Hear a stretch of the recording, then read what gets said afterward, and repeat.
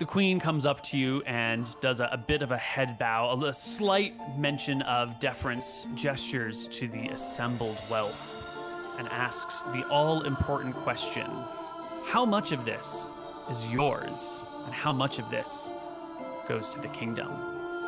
I mean, I'll talk to the queen and I'll say, the true wealth of Drekus lies not in its possessions, but in its people. Obviously, we'd like to build our keep if we could, but the rest here is for what our mission was intended for, which is to defeat Scoria. So you can distribute this as you see, and then hopefully there's enough left over for us by the end to get our keep built, maybe even in an expedited time frame. When I say that, though, I'm not talking about the magic items. Just yeah, that shit's ours. That shit's ours. 3 is a failure, though, so on the 3rd week... Finally. That's so good. You've got the black dragon skull with which to speak. I can ask him where are the ion stones? Where are the ion stones?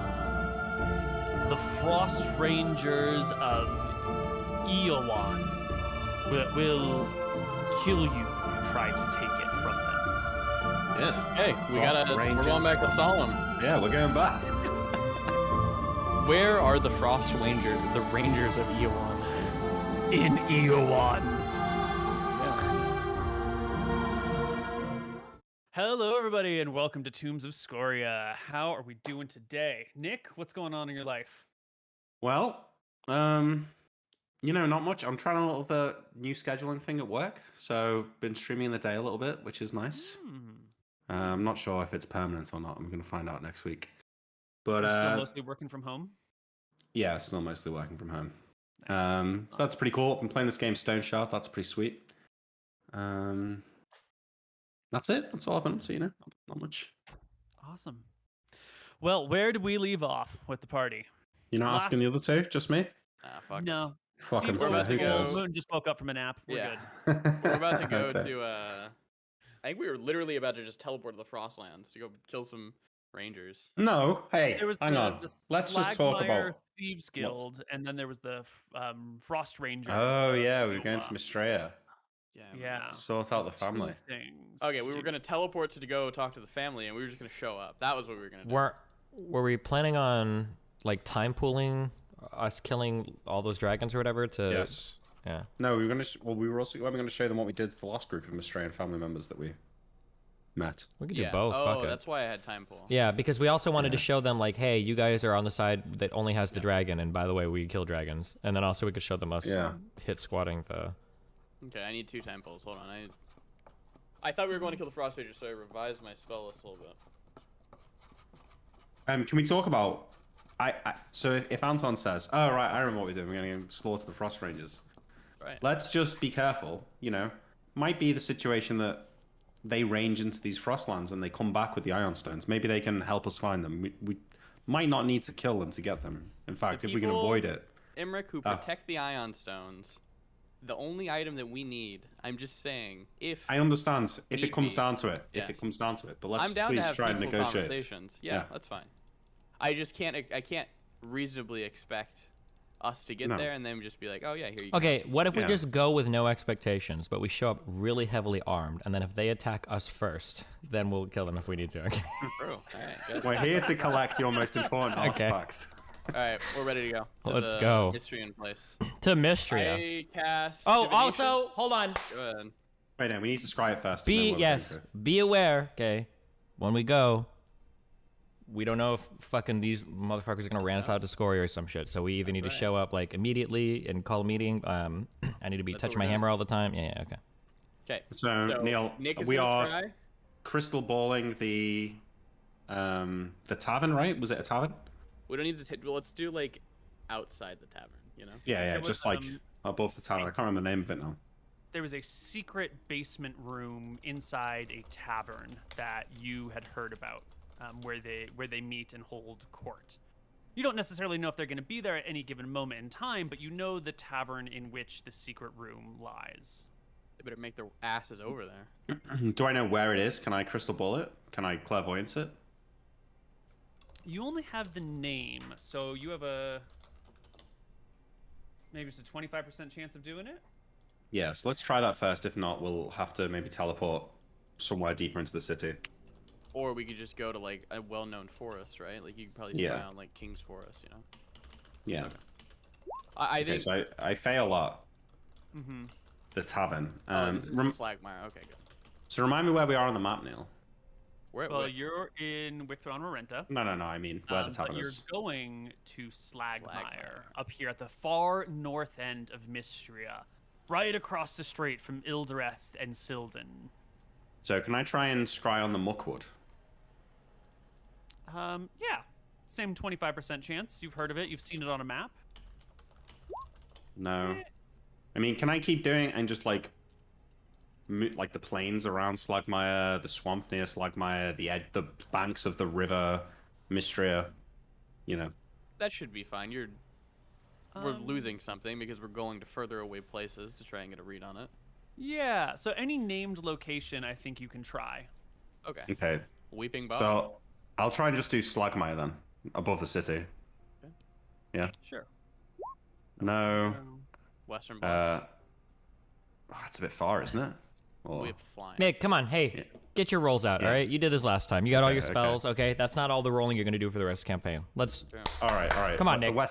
The west of Bluff Hills. No. Mystrian River. The Mystria River. No. Okay. Thieves Forest? Slagwood. The Slagwood, yeah. Slagwood, and then the Thieves No. Forest. Thieves Forest. No. Bog The Haven? Weeping Bog. Bog Haven. Okay, the Weeping Bog. Wait, you already did the Weeping Bog. I thought. You already did. No, the I don't think I Weeping did. Bog. Did I? You did. You did. So which one were you saying? I had said Fog Haven. Fog Haven. Okay, so we see Fog Haven then. Yes.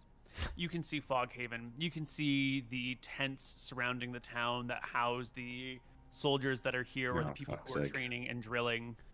You can see little people going to and fro in the winter, snow covering the area, smoke rising from the chimneys, the sleepy little town deep within enemy territory, army camps nearby. Hey, Okay. question. You do have invisibility for everybody, right? Well, we'll go tomorrow. I'm gonna make sure I didn't know we'd need all the invisible. We definitely will now. Yeah, so. if we go tomorrow, you can also re-scry, right? There's also the scrying won't Wayfarers, matter now that I've seen it. The Wayfarers who Yeah, but that takes have a ages. slow It takes teleport ages. to Western Bluff. Yeah. Screw that. Okay. Well, wait. What I'm suggesting is, I could nap you now, and then maybe we could do the teleport shenanigans, or no? Yeah, that Okay. works. That's fine. Anton We can will do that. put you to sleep. Okay. All right. I wake up. I will put in my spells for you, Neal. So we need 3 invis, right? Mm-hmm. 3 invis. I'm taking 2 hold poisons. Just a heads up. Yeah. Do you think I should take a suggestion spell? Might that be useful? I don't No, speak Mystrian, so no. Oh, yeah, no, it's probably. Probably I need not. to take tongues then too. Thank you. I don't think we want to use magic or anything weird like Yeah, that you're to convince the people. We want them to like genuinely, like an Inception kind of thing. The genuine inspiration. We need them to feel this. We're gonna leave to the same day, right? Shall I take a Yep. second teleport? Yeah. Yes. Let's get us back to Wake Throne Renta. Well, wait. What else are you taking instead? I mean, I'm gonna take 2 teleports and a cloud kill. Because you never know, right? If we get attacked by the Mystrian army, we might need it. Yep. And then I'll take a stone skin, polymorph self, maybe. Just to speed Improved this up, invis. since we're doing the teleport things, I'm gonna be casting whatever it's fucking called, divination. Oh, I think I have an 85% chance to hit it. So here's one of them. I have 2. I want low. Fucking cringe. I'm gonna do it again if that's allowed. So you divine whether or not you are going to. Right. So your divination failed, but that. Okay, gotcha. Yeah, you can do another divination Do spell. another? Okay, I'm going low, please. Right, there's no. I don't think there's any bias on it. There's no Well, it's prejudice. Failed, the caster knows it fails unless it's blah blah blah, and there's nothing about doing. Yeah, so you can do multiple divination. It's fine. Perfect. Second one yeah. hit. So you divine whether or not the party will appropriately land their teleportation in Fog Haven. So you need me to roll? Yeah, you can roll twice. I will. Yeah, sure. Oh, or I was gonna roll it in Koibu can secret. roll. You wanna roll? What is your? Wait, you your tell it. chance? I mean, it's all the same, right? Well, it depends on where we're going, yeah. You're doing Fog Haven, right? Mm-hmm. Yeah. There we go. But it depends how well I know it is what I mean. Well, I've rolled. You will land successfully in Foghaven, wherever the teleport spell brings you. All right. I wake up. I learn my spells. I cast Stone Skin on myself. I cast Ultravision on myself. I cast Invis on everyone. And then I cast... Wait, hang on. Before we... Are we saying now that casting Teleport's going to break Invis or not? No, we haven't been playing that way. Well, let's We did check. flirt with it for a couple teleported of sessions. before? Yeah, we have. We just flirted with the idea that all spells break Invis for a couple of sessions. Yeah. We haven't. We're not. We that. can't introduce such a drastic change mid-season campaign. All right.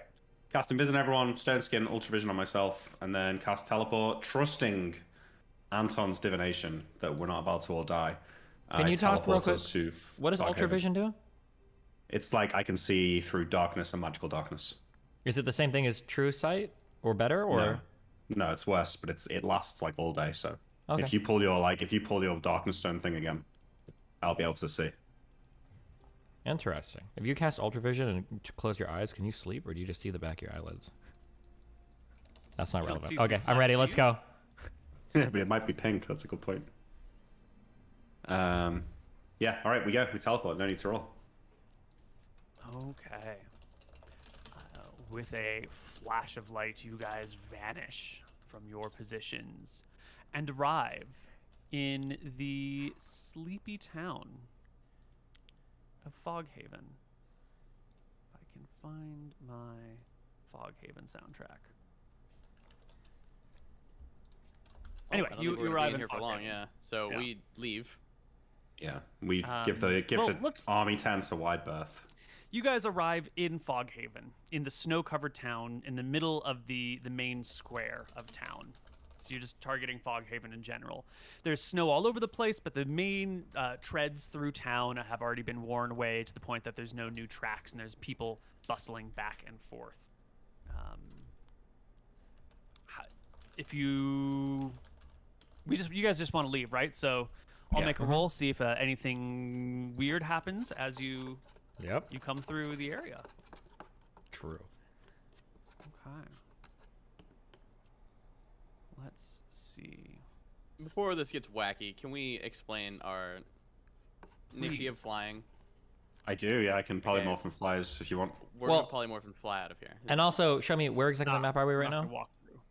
We went We're to. at In Foghaven. Foghaven. We're in Foghaven. If I tap my hammer when we get there, do I feel any dragons around me? Oh shit.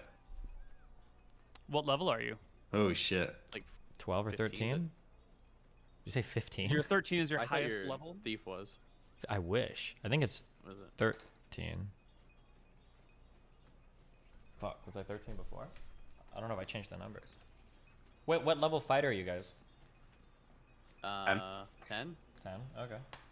Yeah, you sense no dragons nearby. What? Quick tap. Yeah, he's only 13 miles. What's it got to do with level? We don't. I think The my... radius is miles per level that you can detect Oh. dragons in. Why are you saying only 13? Like that's something to No, 13 is huge. shake a finger at. Fuck you. Yeah, don't shake your finger, Anton. Yeah. All right, it's we're gonna useful. polymorph and fly out of here. Okay, well, we go somewhere where there's not, because obviously it's going to make noise, me being a Pegasus, so we kind of walk with each other carefully to a quiet part of the town, maybe on the outskirts of the town. I imagine we teleported on the outskirts of the town anyway. As you walk through Foghaven, you teleported into the very center of town, actually. But as you walk through the city streets, trying to get to the outside, the first thing you're going to notice is that this place is actually... It's got, like, happy people walking around, and there's, like, little children moving back and forth, like, and playing and throwing snowballs at each other. It doesn't feel like the ruined, destitute, dragon overlord-ridden town that you've been always imagining the Mystrians to be. These people don't look like they're starving. These people don't look like they are suffering under the oppressive rule of an evil beast and overrun with monsters. It seems to mostly be a regular, normal town with, people laughing, and there's some music over there. And sure, there's some beggars over there, but every town's got some beggars. And yes, that is an army patrol walking through the streets, and there is an ogre with that army group walking through the streets that can see over tall buildings. But, the place doesn't have that aura of fear and depression that you were really expecting from everything that you've heard about Mystria. Wait, have we ever been in any Mystrian city before? No. No. Where have we heard that the Mystria was super run down and running out of food and miserable? Did we hear this from Clertus, or was this just generally known throughout the kingdom? That's general knowledge. Yeah. Interesting. Well, You yeah. guys are What does it skilled prove? Nothing. warriors. The town does have a lot of snow, so people are mostly in narrow lines of where the snow is not. That's still pretty easy for 10th level warriors like yourselves to slip through the city streets without bumping into anyone. I'm gonna make a die roll just to make sure that there's no unusual situation. Keep in mind, we have been in Mystrian towns because we went to Czepeku, so that was a town. We brought back a bunch of political prisoners who, she probably threw away for bad reasons, but yeah, just heads up. Kind of, but I'm willing to bet that's something that, depending on the morality of the land, if you get caught being gay or whatever, that's probably a thing that people just throw you in prison for dumb shit, right? Yeah. You can make your way through the town. It'll take you the better part of half an hour just to make sure that you don't bump into anyone by accident or leave any weird prints in the snow or, alert anyone to your presence. And you can make it to the north side of town, stepping out, hearing the sounds of civilization disappear as you enter the woods of the Thieves' All right. north of town. Anton, Cyril, you both still here? I imagine. Let me reach around. I'm holding your hand, Emmerich. Okay, good. All right, I'm gonna fly us over there, and I'll cast Polymorph Self, turn into a Pegasus. One of them climbs in the bag, and off we go. I will deal with the obnoxiousness of the hammer talking, but my hand is gonna be fucking glued to that hammer's handle. Okay. You want to fly a bit closer? See if we can get it to ping? Absolutely not. No, that's okay. Okay. All right, I follow the road, Neal, north, knowing that goes to Slagmire. Also, just as a question, I don't know if I need to bring this up or whatever. So we have a high-level wizard and a high-level cleric. What determines, or maybe you don't answer this because we don't know, what determines if we know that somebody is scrying on us? Because I've heard it said a lot that if somebody scries on you repeatedly, you're aware of it. And I have a feeling that up to this point, based on the information they've gathered, how much they know about us, we've probably been scryed on before. Are we getting based on intelligence, so none of us are particularly intelligent. Gotcha. So there's still a chance. The reason it was the longer it's I think there's a chance depending on how long they scry on you for. And it also depends on your intelligence. There's a base chance based on your class. Then you get bonuses for int over 12. You have to have int over 12 to do it to begin with. What's your guys' intelligence? I'm 12. 14 is mine. Damn, there we go. Big brain Emmerich. Big brain, yeah, exactly. Yeah. Okay, just something to, because if somebody's been scrying on us for 2 weeks or 2 months or whatever, I want to at some point have a check for that if we can, but yeah, okay. Well, Neal would check it in Secret, I assume. Yeah. Sure, okay. Yeah. All right, well, I fly to the north, following the road, As the crow flies. It's an easy thing to follow along the road. You'll see maybe another couple miles out of town, there is a little roadblock where there are a couple of tents nearby. It looks like some sort of army camp or a checkpoint maybe. And you can go right over it and past it. And then outside of Slagmire, right before the road hits the edge of the swamp, there's another one of these army checkpoints, which you can fly right over. And then the road becomes more of a series of bridges and some actual paved road and some sort of damaged and recently repaired road that winds itself through the swamp in a difficult and non-linear path before you reach the walled town of Slagmire in the far north of the Weeping Bog, right next to the cliff that drops down into the Western Canal. You can see near the cliff's edge, the ground gets a little bit more solid. The Weeping Bog doesn't just flow over the edge of the cliff. In some places it does, but there's almost a retaining wall around the edge of the canal. Almost like the canal, as it split, it broke the land up, and so there's a swampy side behind it. And you kind of go up before you drop down. And Slagmire is built on this up-ridged area. It has a nice, tall 30-foot wall, 15 feet thick all the way around it, and a very large switchback staircase running down the 130-foot cliff to the Western Canal below. As I'm flying over and looking into the canal, is there ships in the canal? Is there elven ships near Ildereth? Yes, there are elven ships docked on the other side near Ildreth. There's no other Mistrange ships in the canal. Like, who does it seem has control over the canal, or are they both sort of sharing The it? canal's like 3 miles wide. So it's wide enough that both people can have ships very comfortably and very easily in there. And you do see ships docked on the Mystrian side, and you see ships docked on the Ildreth side. You don't see anything going in between them at the moment. And knowing the relations, it's probably unlikely that such things happen. But both seem to reside here without too much problem. And I think the understanding right now, so we know that the elves run like these little hit squad missions against Scoria. Is there a general hostility between the elven people and Mystria, or is it just these like behind the scenes things?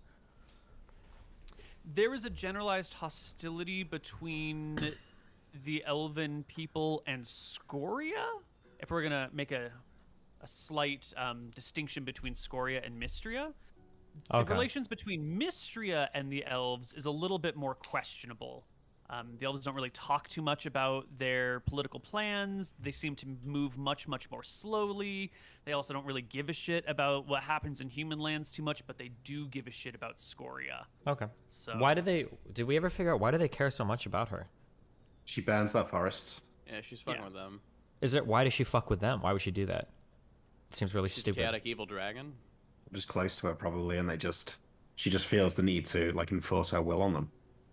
Okay, that's a really low IQ move. Why would you pick a fight with somebody well, like that for no reason? She's ultimately arrogant, right? Yeah.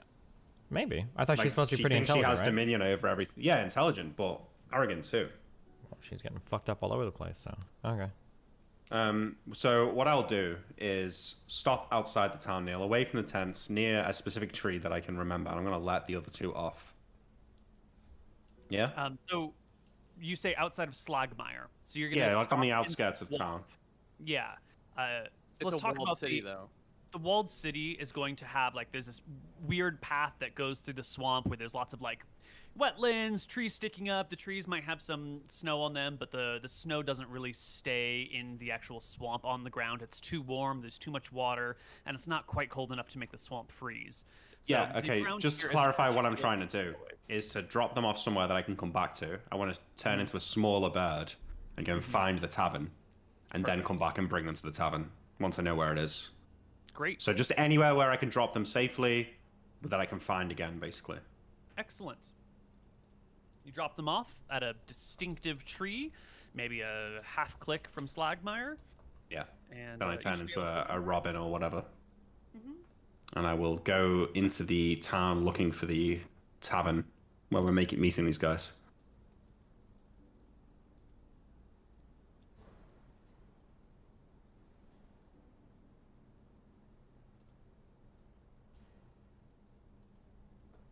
Ban them all, Mooton. Fuck it. It does not take you long to find the tavern in question. There's a big old sign hanging out in front of it with iconography that is easy to spot as a robin. All right, once I see it, I come back, I turn into a Pegasus, I pick them back up, and I fly us all over there. Excellent.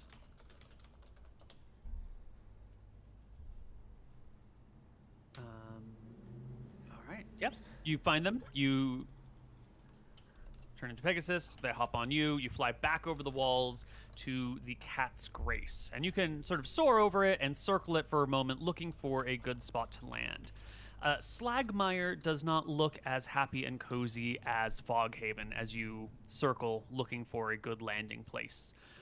The people here seem to be a little bit less cozy and happy. There's a hell of a lot more soldiers walking around with spears and leather armor and shields.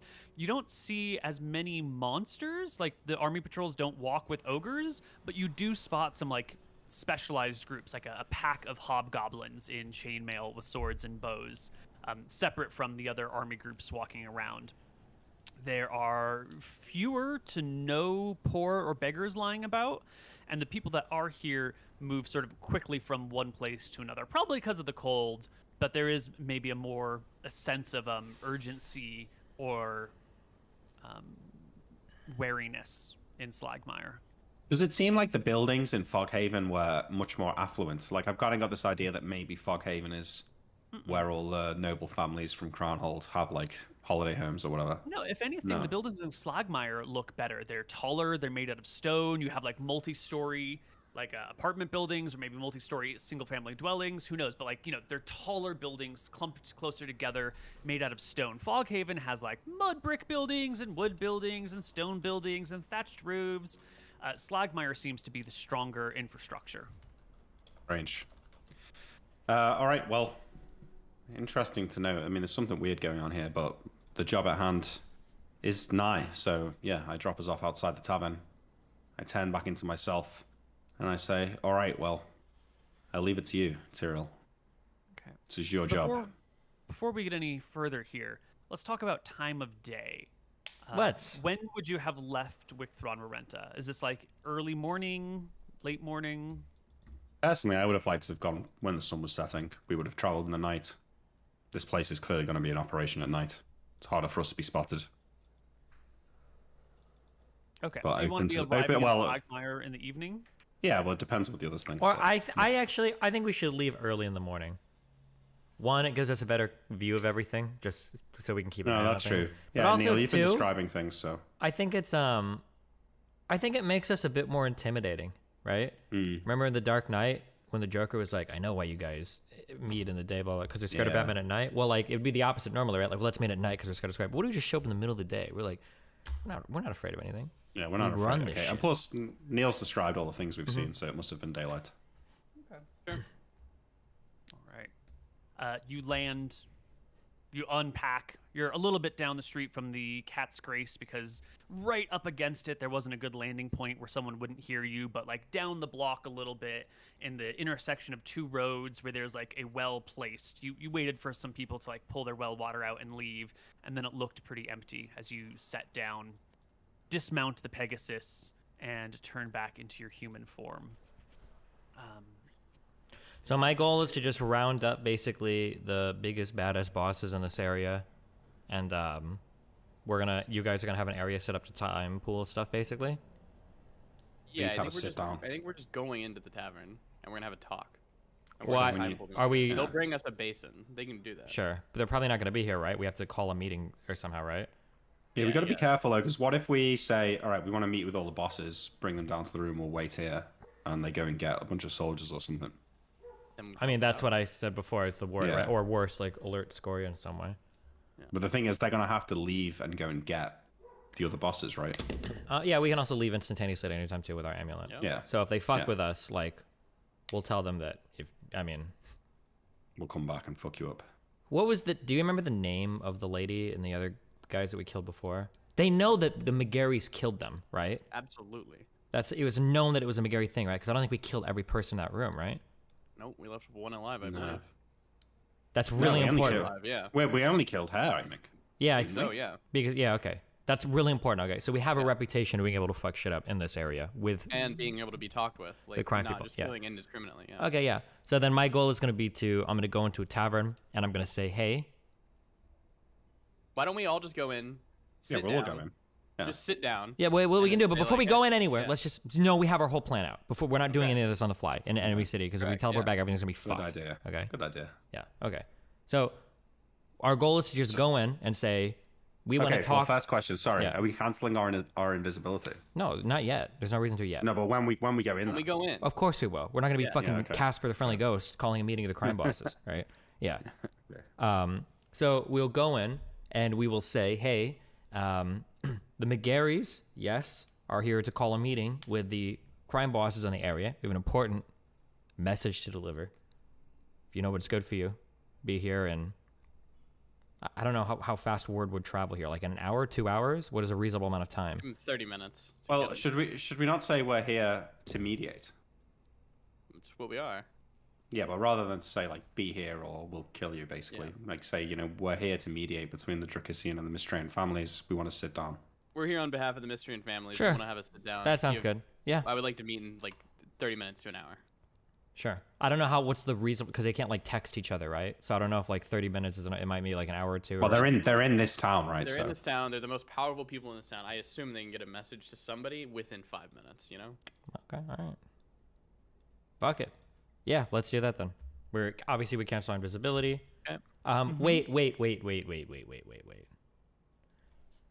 Okay, we can't do that. Hold on. I imagine that...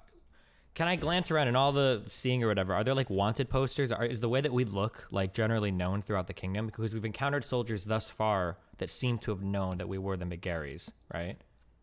Yeah, you could take a few minutes to walk through the streets and look to see if there's a poster for you. How much time would you like to spend walking around town scoping out this situation? But again, we're going to like the family's place. These people aren't working with Scoria. They're just putting their bet that Scoria's gonna win the war. We're going to a tavern, right? No. This is like the family's tavern. Like usually when you go to these taverns, you have to knock and like do a code phrase to get in. At least that's what we've been doing for. Oh, we're going. If we're going to that type of place, how are we going to get in? We don't know any code phrases, no. We're gonna knock and we're gonna say that we're the McGarrys. Like, let's fucking have a conversation. Is that our understanding that we're going to like one of these coded taverns where only like the secret family members are allowed in, basically, or? The underground section where the meeting is definitely that way. But like any good front, you know, the tavern itself is probably open to anyone who wants to come in. I just don't want to show if we show know? that who we are publicly and like anybody sees us, like that's gonna be like the talk of the town very quickly. But we're gonna be showing up in the morning. I don't know. It's fine. We can walk around and look for a thing. It's probably fine. I mean, we should just... Anton should guard the door, make sure no one fucking leaves once we walk in. Okay. So he's going to be... What is that? Hold on. What does that mean? I have hold person and stuff, so people can't... No, just okay. I'm saying we go in and Anton stands in front of the door. And what? If somebody wants to leave, does he kill them? No, we're just saying no one's leaving until this is done. We just people chill the fuck out for a little bit. Yeah. I mean, listen. I agree under duress. Let's go. Fuck it. Okay, yeah, let's do it. I'm ready. Okay. If you're in the pub at 10 a.m., you're not planning to leave at 11. Let's put it that way. Okay, yep. We're just going to be fighting people at the door if they're trying to leave a tavern. All right, let's go.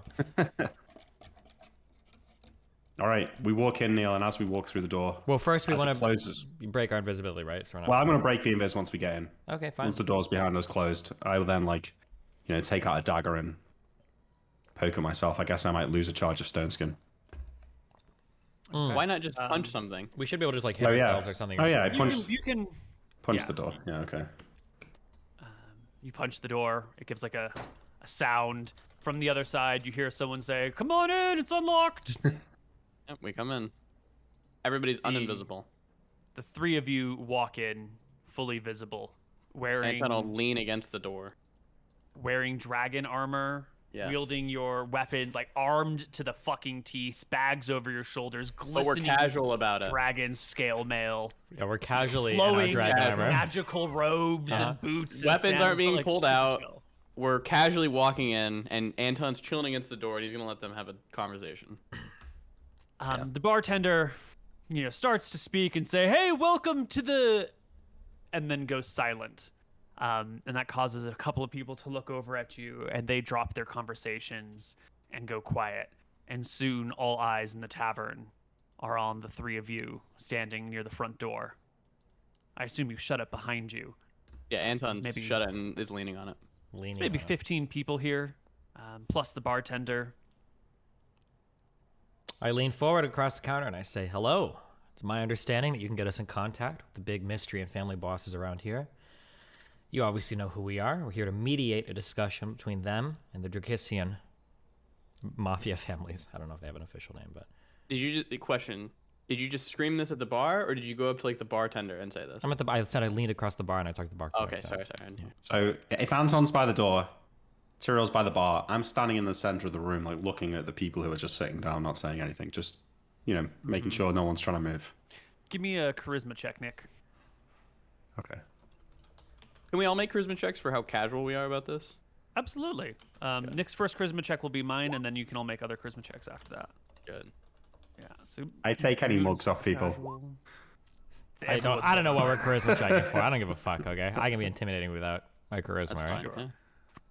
Emmerich, you can see that there are some people whose eyes are on you with like an assessment look, and there are some people whose eyes are on you like, "Oh my god, what the fuck is happening?" You're pretty quickly able to distinguish who is someone of note and who is just like a casual, ordinary citizen here just for a pint to hang out. You with mean by the way they recognize me? They must be of note. It's either they recognize you or by the way that they're interacting with someone who's obviously powerful, right? Because there's some folks here who are probably just ordinary citizens who live in Slagmire who are like, oh my god, I'm in a really dangerous situation all of a sudden. And there are some people who are probably used to being in dangerous situations who are like, who the fuck is this guy with all his armor? Maybe they recognize you as Imric or McGarry, or maybe they're just recognizing that like you're clearly decked out in magic gear. Yeah, all right. Well, while Tyriel's at the bar talking to the bartender quietly, I'll just sort of say in a low voice to them, no reason for anyone to get hurt here. Enjoy your drinks. Stay sat down. No one can leave until we're done. Shouldn't be too long. A couple of people go back to sipping their beverages. Others stop exactly what they're doing and just stare openly, looking between the three of you. Once you get to the bar and say your words, Tyriel, the bartender gives you like a little bit of a nod and says, and you are? I mean, they looked at us, so that you could just say that I'm Tyriel McGarry. Oh yeah, I don't speak Mistrain, so maybe I don't say that. Okay. Sorry. It's okay. He responds in the affirmation to who you are and gives you like a follow me hand gesture, walks out from behind the bar and heads over to a door on the far side of the room away from the main front door. It's just, a door in the wall. Looks like it could be an office or a storage room or whatever. He comes to the door, pulls out a key from his pocket, unlocks it, and steps through. Holding the door open for you to follow if you wish. You can see on the other side is a down staircase. Okay. My hand on my hammer so that I can feel Scoria if she's lurking. And then also I believe it tells me if there are magical or non-magical traps. There is a magical trap on the door that was just opened for you. Okay. I nod. I look back to... Yeah, I go up to Anton and say to him in a quiet voice, like, what should we do here? You want to stay here and guard the door and I'll go down with Tyriel? Or should we all go down? I'll point to Anton because I believe I need him for the time pool. True. Yeah, Imric, you got this. Anton will walk. He'll go down. I'll stay up here. Okay. The two of you go downstairs. And we're going to fast forward a little bit and stay with Imric over here.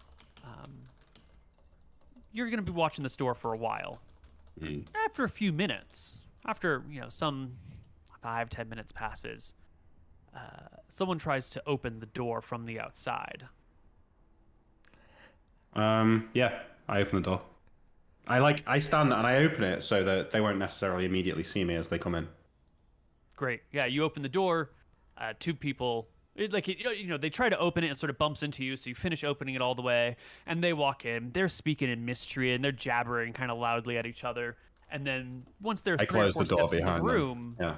They realize that everyone is staring in their direction, and they do like a look around until they spot you. And then these two people let out a rather loud exclamation. They're both women. One old woman, one middle-aged woman. That's fine. Somebody screams in a town. It doesn't mean that there's a military situation. I motion to the hotness. The younger woman is of 17. Listen, why are we rolling hotness on everybody? When Imric's there, you don't need to roll. He's not like that. Mouton asked. She's 17 hotness. How old is she? Middle-aged, so MILF. Late 40s. No, yeah, okay. Imric notes that in his mental museum that he has of all the women he sees. We're bringing her back. The older woman speaks to you in Mystrian. I point at one of the tables and say, sit down.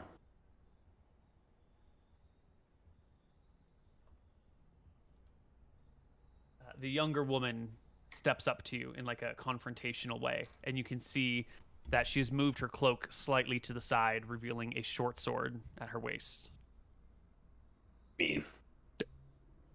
I'm trying to give the impression that I'm clearly more powerful than you. What are you doing? I turn to her. I lower the pink sort of magical glasses that I've got down, and I nod to the table and say, go and sit down.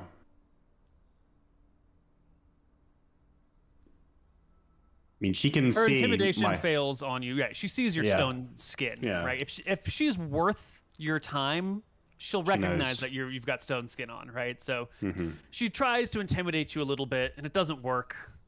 And she walks with the woman. The woman sits down, and then she sort of positions herself between you and the older woman, like sitting on the table and like mad dogging you, like watching you very carefully, clearly acting as a buffer between her and the older woman. That's fine. I'm not hurting anyone. I'm all right. I'm just chilling. Okay. Down the stairs, Tyrael and Anton go, led by the bartender. Tyrael, you detect traps in the hallway ahead of you because the staircase goes down and then it turns and comes back the other way, and then it's like a 30-foot path, and you can detect that there are 4 traps in this 30-foot path. The bartender,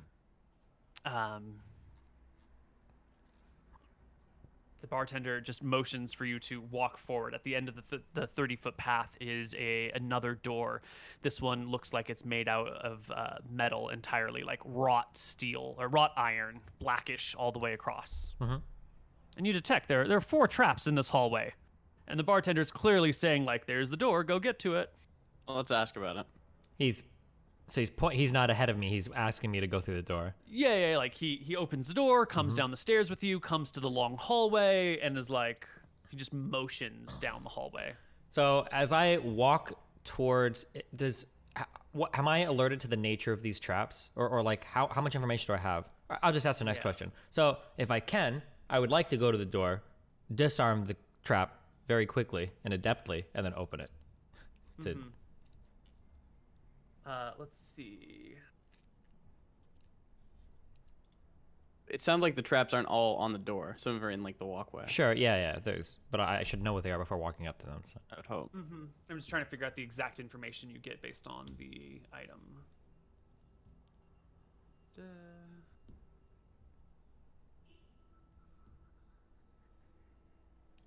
You learn the general nature, but not its exact effect or how to disarm it. Close examination will, however, enable you to sense what intended actions might trigger it. So I think close examination for you can't predict actions, glyphs.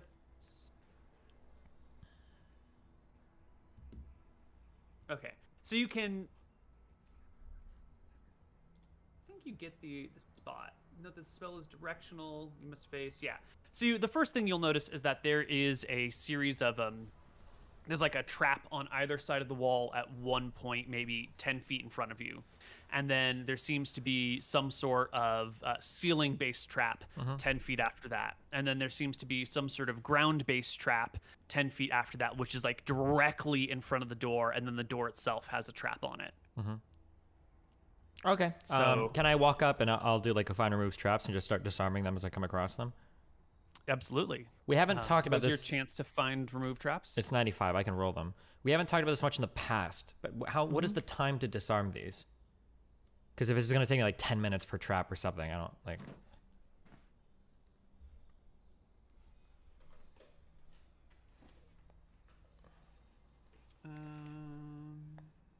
Searching for a trap takes D10 rounds. Once a trap is found, the thief can try and remove it or disarm it. It also takes 1 D10 rounds.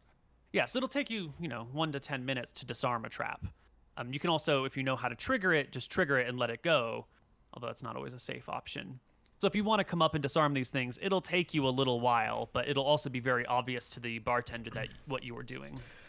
Okay, as he points me to go down the hallway, I'll look down the hallway one time, and then I'll look back to him, and I'll just stare at him for a few minutes. Not a few minutes, for like 20 seconds to see if he says anything. He botches his willpower check, swallows hard. He gets the message, and he will walk down the hall a little bit and push on a rock, on a stone in the wall, which slides in a few feet. Or a few inches, walks a little bit further, pushes on a stone on the other side of the wall, which slides in a few inches. Does the third thing when he gets to right before the door, and then produces the same key, or maybe a slightly different key from his pocket, and unlocks the door. And you're familiar with these sorts of traps. And as he walks and touches the stone, you can hear that there is some sort of like weight that is in place, and that these stones like slide in and then slowly begin to slide back out. Okay. So you know that there's a limited time in which they are like temporarily disarmed for. So you'll have to follow him quickly. Sure, I keep up, else yeah. they will reactivate. Cool. He gets all the way to the other side, unlocks the door, opens it for you, and in this room is a really cozy little sub bar. There's a couple of tables here. There's an actual proper bar with like booze behind it. There's a small stage with a pole on it. Looks like maybe some sort of underground strip club situation or gentleman's club or, you know, a place for entertainers to be. There is a bartender here. How many? It is this a like a halfling standing clearly on like a stool or a box so he can be up all the way at the height of the table. Is this a very crowded place? Like how many people are in here? No. It's just the bartender at this moment in time. Fuck yeah, I Nobody speak else. halfling. Okay. There is also another door on the other side of the bar. So this small room has two obvious exits and entrances, and there's a door behind the bar that looks like it goes to a storage facility, perhaps. Okay. So, I'll walk up and approach. I'll give the halfling a greeting in halfling. hello, he says in halfling, back at you. What'll it be? Can I speak to him in Drakissian? Does he understand me? Hello? He switches to Drakissian. Hello, what'll it be? We'd like to set up a quick meeting between some of the bosses here in Mystria. We'd like to mediate a disagreement between the families both of this place and of Drekis. He looks back at the other bartender who opened the door and is still standing in the doorway watching. And he like points at that guy and says, well, he's the one who'll do it for you. I just serve the drinks. I don't hear nothing. I don't see nothing, but I can make a mean cocktail. What can I get for you? You know, I don't I'll have look enough. at the other guy. I don't think we're thirsty at the moment. We'll wait. He stands back, folds his arms over his chest, waits a little moment, seems to be impatient, pulls out a deck of cards from under the table, asks you if you'd like to play cards while you wait. No. Sure. Okay. We'll play. Play a few Good. hands. I have a gaming proficiency. Let's fucking go. First time using it. Excellent. Why do you have a he gaming starts- proficiency? I don't know. This is the only bad thing my character has. Okay. It's for games, card games, board games. You roll a proficiency, and if you win a check, if you win, and they don't have a gaming proficiency, then you win. If they do have one, then whoever has the highest check wins. Not min maxing Neal. I took a gaming proficiency. I know, I fucked up. The first bartender, seeing you guys are settled here, quickly hurries back down the hall, leaving the heavy iron door slamming shut behind him. It appears that the door is hung in such a way, or sprung in such a way, that it will automatically close on its own. Imric, Just getting at the this one top, out of the way, so. Yeah. After Nice. these people have come in and sat down, the bartender arrives from the door that he left with Tyrael and Anton a few minutes ago, and he walks towards you and like motions to the door and says something in Mystrian that you don't understand. I understand, Miss Chan. You're not there. No, it's me. Sorry. Other door. So I double check, make sure this is the bartender guy that just took Tyrael and Anton down there. Definitely the same guy. Yeah, 100%. And he's looking at me expectantly, like, let me out the door. Okay, yeah, I stand back and let him open the door and leave. Okay. He leaves. Immediately, one of the patrons goes over behind the bar and starts, pulling bottles and pouring themselves drinks. Well, I point to them and shake my head and tell them point back to their seat. Enforcing the bartender's law. Very Yeah, nice. lawful good, Neal. Lawful good. Okay. It's going to be a little while before anyone shows up. That's fine. Do I have to let more people into the bar? I'm imagining by the end of this, there's going to be like 100 people in here. It's probably going to come up, but first, the people downstairs. Okay. It's going to be a while this guy goes and fetches the folks that While we're you want gaming. to talk to. Anything else? Any questions you have for the bartender down here? Anything that you'd No. like to examine in the room? I would like to examine the room. While we're playing, I would actually like to, beneath the table, I'm going to remove a glove real quick, and I will have 2 rings equipped right now. It's going to be my ring of free action, and it's going to be my ring of seeing. After I swap on the ring of seeing, I would like to activate it so that I can look around the room and see it as it truly is. I'm looking for traps, or anything that would stand out, that I'd be worried, because obviously there is a chance that we could just be getting ambushed or killed in this basement.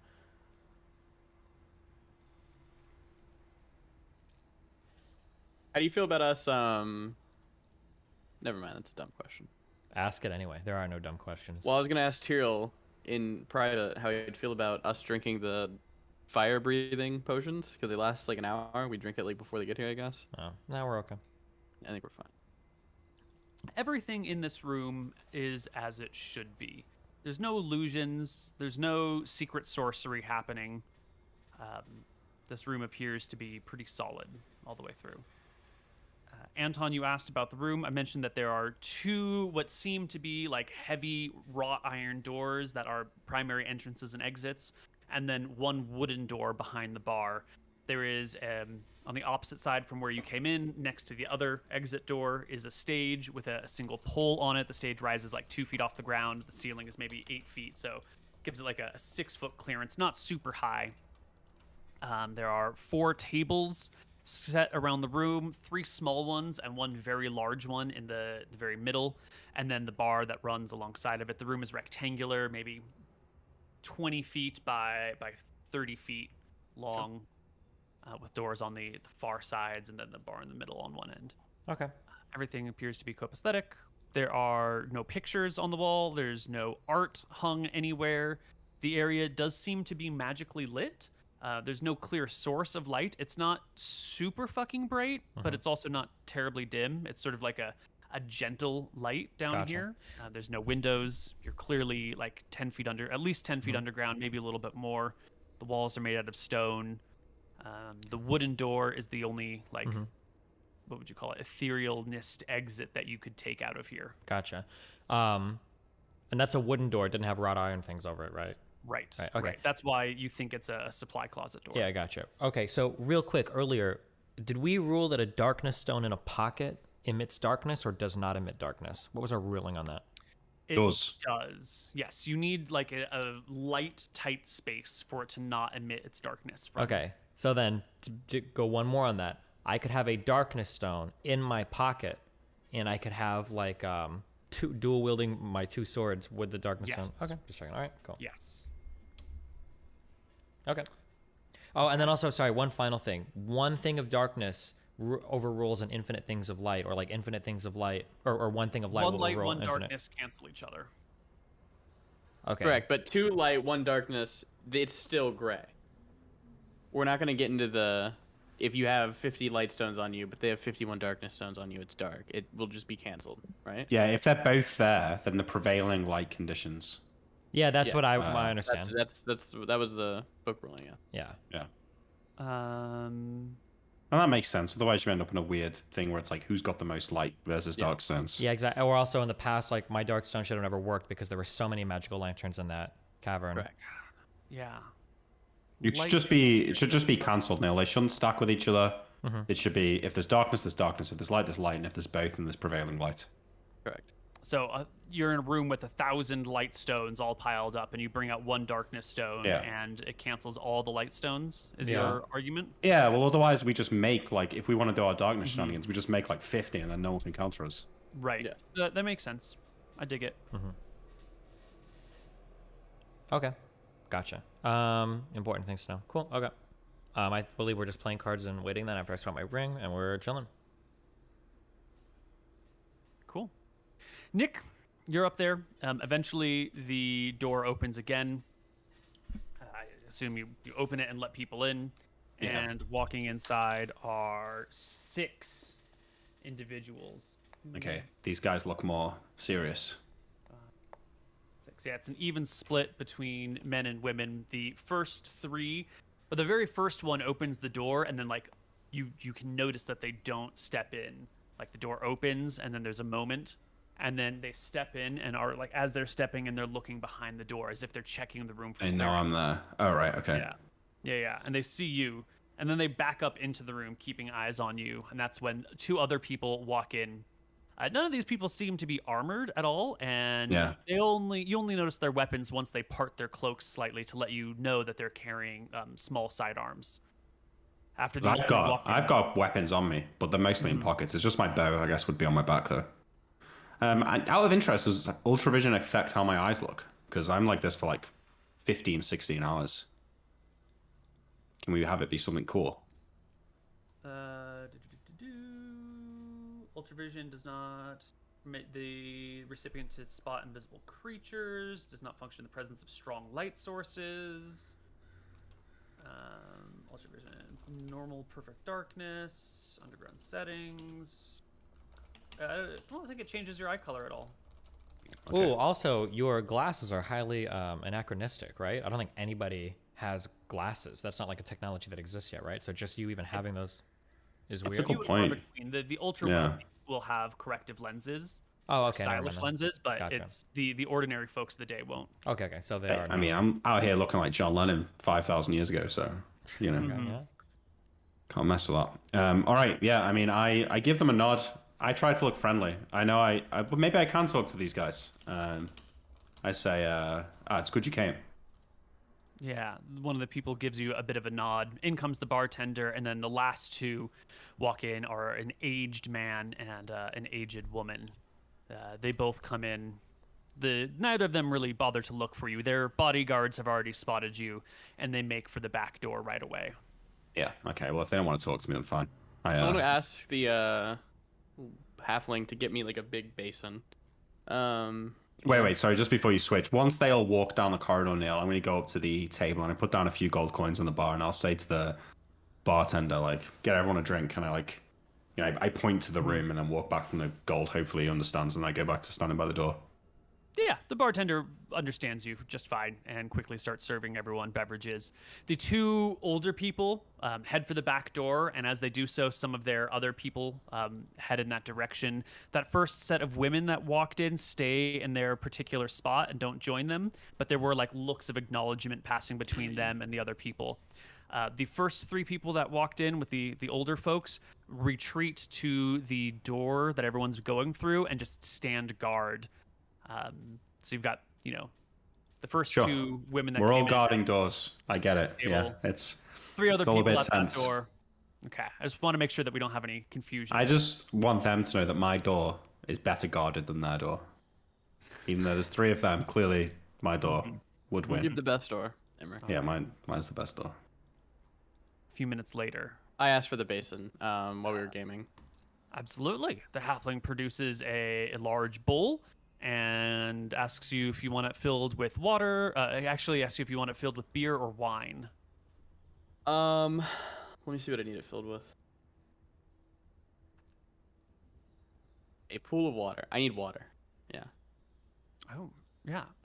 He will leave you at the table, goes and opens that back door, leaves it open. You can see inside there's just, it's definitely a supply closet. Barrels of beer, barrels of water, racks of wine.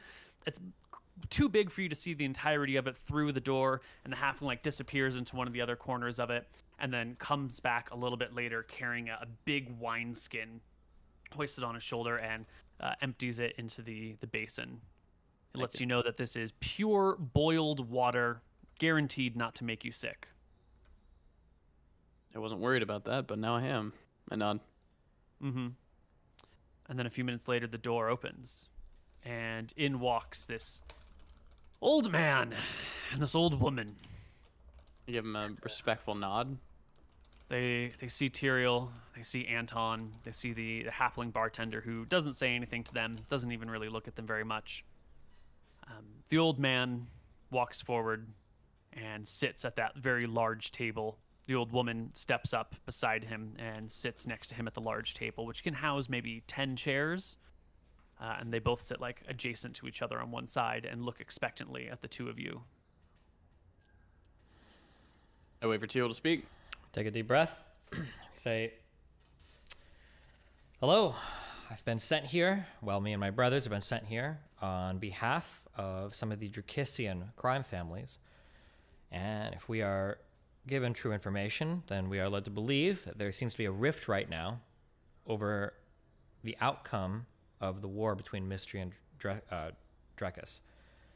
We're here to assuage any fears or any worries that you might have over who is going to win on each side. And we are here to clarify, to make sure that it is understood that Drekis will absolutely be the prevailing side in this conflict. Now, there's been a lot of issues right now between the crime families of Drekis and of Mystria. Me and my brother have been sent here to mediate this dispute, hopefully walk away with all parties feeling as though these issues have been resolved. We'd like to show you a couple things, and then we'd like to have a conversation to see how you'd like to move this discourse forward. The old man sort of like nods in understanding. The woman calls to the halfling and asks for a round of dumplings for the table. Halfling heads into that back room again and is gone for a few minutes. Did you sit down at the table with them, or did you? I'm gonna bring over the basin to the table and put it in the middle. Yeah. Sure. Tyr, are you standing? Are you at the bar? Are you at the table with them? Where are you? I believe we were sitting gambling, so I'll be sitting at the table to speak, but then I'll stand up if we're moving over to, or how we're bringing the water basin over. Yeah, we're bringing the water basin over, and then I think Anton's gonna sit down and we're gonna have a nice chat. Sure. MrMouton, you made 20 gold gambling with the bartender. Yes. I'm fucking rich. Yeah. Good. Thank you. Okay. You bring the basin over. They seem to be kind of like in a restful state. Okay. And as you set the basin down in front of them, the old man sort of like raises a wrinkled hand and says, "Wait, must try the dumplings. They're very good." Okay. They wanna wine and dine us. I'll poke Tyrell's hammer, you know? What's he?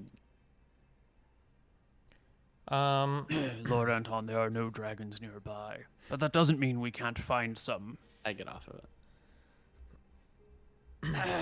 The old man says to you, "You're very to the point, young lad. And I think you're missing the bigger picture here. I'm sure you know who I am. I'm Dominic. This here is my understudy, Martha. It's not about who could win the war. It's about who should. And you don't want to destroy Scoria. You don't want Drekis to overrun Mystria. That's not in your long-term or short-term interest. It's a bad idea." You know what? I nod. I will I'll remove my gloves because it's probably the polite thing to do before sitting down. And because I can flash my great level of wealth because I have like 9 fucking magical rings on my fingers right now. I'll pull up a chair and I'll take a seat.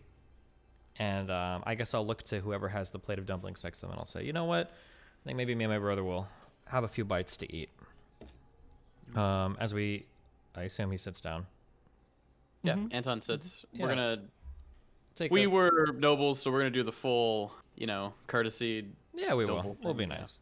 We'll be. Yeah. We'll remove a few dumplings from the plates. We'll set it on our own. We'll grab a fork.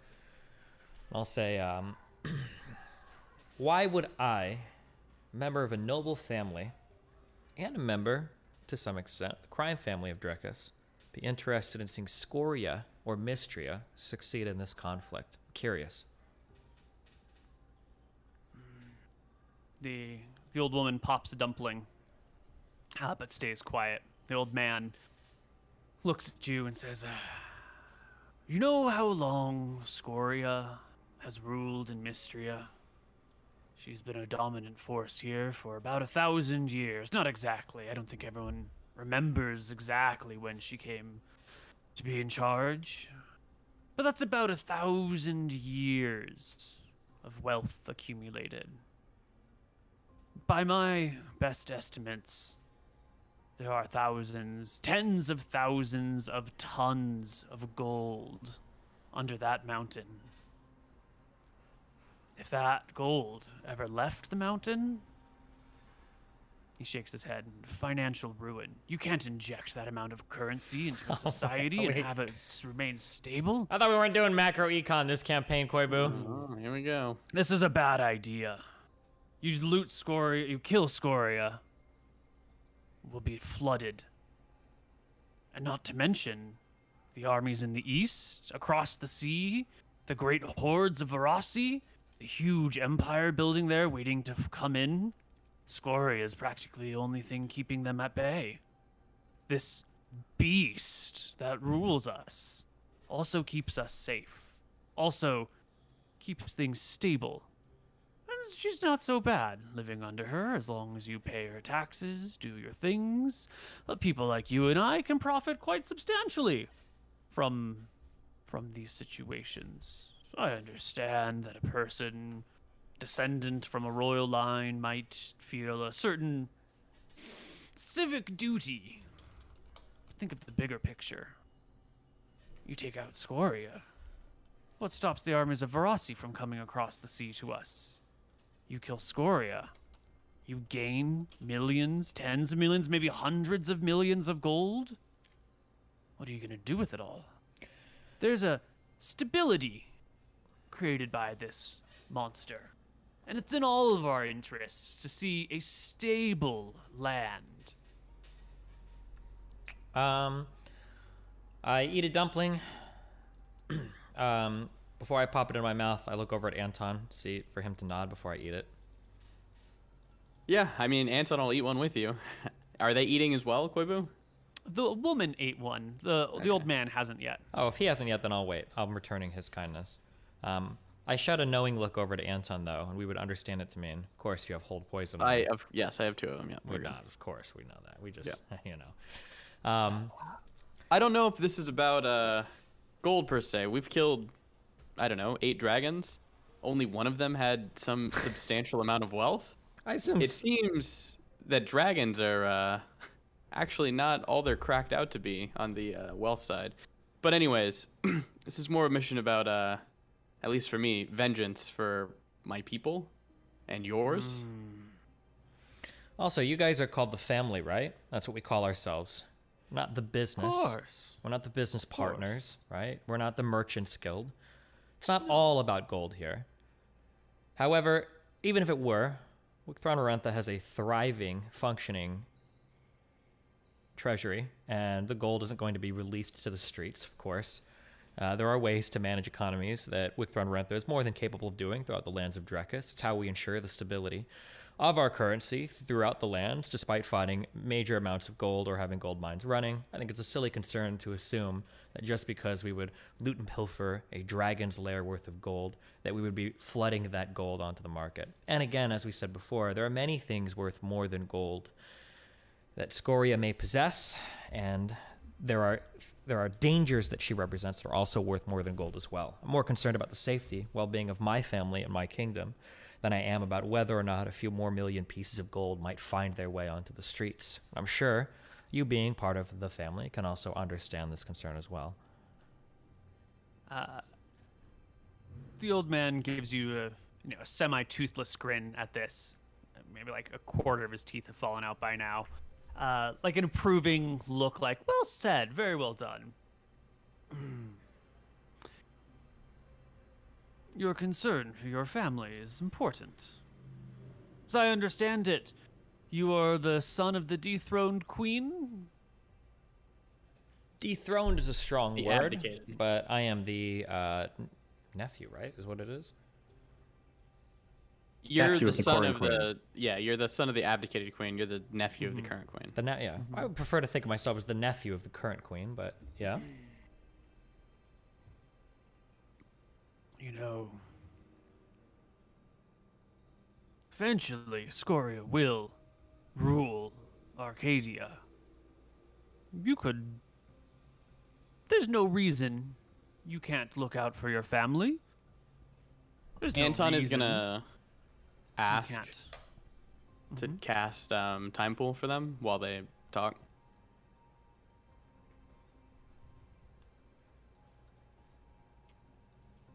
I brought the basin here. Yeah. I want to show you a few things. The woman gives you like the nod of approval. How long As does it he's take saying- to cast time pool? I think it's 1 round. So yeah, as he's talking about how Scoria is inevitably going to win, I'm going to do the vision. We would have talked about this prior, but I think a good one here would be to show us fighting the 4 dragons. Absolutely. Yeah, so Anton is going to time pool the 4 dragon fight. I think I have an 85% chance to hit this. Nice. I want low. I'm using the Call Upon Faith too. Mm-hmm. Okay, we're good. It hits. You show the battle with the 4 dragons. The old man and the old woman sort of lean forward. Dominic and his understudy lean forward and watch what happens in the basin. And they bob their heads in improvement as it transpires. The 3 of you are quite powerful, quite strong. Scoria won't be There's winning no- this war. That's all they say. The 3 of you are quite powerful. This has got to be the most fantastic fight in They've ever recorded seen. human history. 3 men slaying a dragon, standing before 3 other dragons, A gold, a bronze, and a blue, and getting hit by a breath weapon of a blue. taking shots, multiple shots from these dragons. It's not that they seem unimpressed. It's more like this is what they expected of you. Like they've heard of you already. They've heard of your great achievements, and they're like, "Oh yeah, Okay. that is what we thought." Oh shit. More of like a. They're the Rumors of you monsters have we already thought they spread. were. Mhm. Yeah. What was the second vision we wanted to show them? Was it us saving the 50 people, or was it the undead trap? Oh, the undead trap with Justina. Okay, I'll let them talk for a little bit more, and I'll show them that later. Scoria keeps us safe, as I said. There are those in the east that would do us harm. Their spies are already amongst us, and we've managed to root them out from Mystria, with a little help from Lord Gilder's men. Have you considered I how you smirk at could Lord Gilder. enhance your position, take the throne of Drekis or Okuba, whichever kingdom you'd like? I You shake could my very head. easily rule. I shake my head as he talks, and I say, "Forgive me, I'm trying to be polite, but perhaps I can be a bit more blunt. There's not enough in this kingdom you could offer any of the 3 of us to switch sides. You're concerned with a hypothetical threat from the east, but I will tell you that there is a definite threat to your south that has already wrought upon this kingdom, its crime families, and its military, a swift vengeance the likes of which you have never seen before. I'm sure you remember," and then I'll say the name of the woman that we came by and just Batman the fuck out of existence. Yes, we know about that. I'm sure you've heard of her. I'm sure you've known that the mithril mines right now have been pilfered by us. Scoria can breathe as much fire as she wants, but between us, between you, I'm sure you know, the elves, between the internal strife of this kingdom and everything else, she will fall. Maybe not today, maybe not tomorrow, but in the coming months, absolutely she will fall. The only question is will you guys have gotten your business in order with the crime families to the south, or will all of you be uprooted and replaced as soon as the war ends? That's a decision that only you can make. Me and my brothers aren't here to force you to make that decision today. We're not here to force you to say one thing or another, but I am telling you what will happen, what will come to pass. If it makes you feel any better, I know that you're worried about the armies of Verasi and whatnot, but I give you my word that Velthar and I have a plan for Verasi after Scoria is dealt with. I will be going to Solemn and handling that myself. He scratches his chin. What I'm hearing is that you are motivated by personal desire and not wealth or power or self-empowering means. You don't care if by siding with Scoria you could rule all of Arcadia yourself. You wouldn't want to be the dragon's champions ruling the land in her name.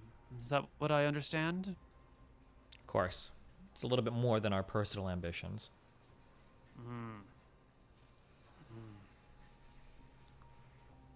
That is a shame.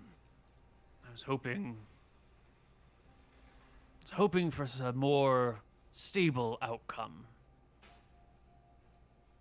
If you do manage to kill Scoria, And this one here single-handedly overthrows the great empire in the east or stops them from coming. What then, Lord Tyrael? What happens then? What happens Everyone to who? lives happily ever after? You annex Mystria? Life goes back to normal? I'm not in a position to speak for what the crown decides to do next, post-Scoria. But, if I'm to be frank, it's not really any of your concern. Your concern right now should be securing the existence and the future progeny of your family, and making sure that your business thrives once Mystria falls. I see. I thought I was speaking to an independent man, not the blunt instrument of the Queen of Drekis. But you are your aunt's nephew, I suppose. A loyal lapdog doing her bidding. Fine. We will not oppose your plans. I had thought you were a reasonable man who would eventually come to see the truth of the matter. I'm saddened to hear that you are just an ordinary soldier at the end of the day. I'll indicate that I'm casting Time Pool again. They lean forward to watch. Trying to think what to Time Pool to make you not seem like like an ordinary man. I don't care. Fuck it. I'll chuckle a bit, and I will stand. Have they eaten any of the dumplings yet, or just the one woman? The woman's eaten some of the dumplings, but by now, like once he makes his comments about you being a follower and not a leader, he comfortably leans back in his chair and pops a dumpling, or half a dumpling as he chews on it. Okay. As a courtesy, I usually do this with friends, and seeing as we have come to an agreement, would you like me to show you once more your most cherished memory? You can see it in broad daylight as you lived it.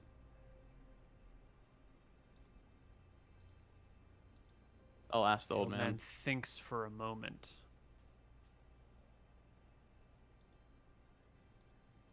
My most cherished memory, huh? I don't even know where that would be. Or something you'd like to see again? Maybe the birth of your child, the passing of your wife. Bloody events, both of them. Maybe an old friend you had a beer with. Show me my mother, my father. I don't remember what they look like. They I'll died need like a when I date was and too time. young. Ooh. If he can produce that, I can do it. But if he can't, I can't. He tells you about their demise, how they died.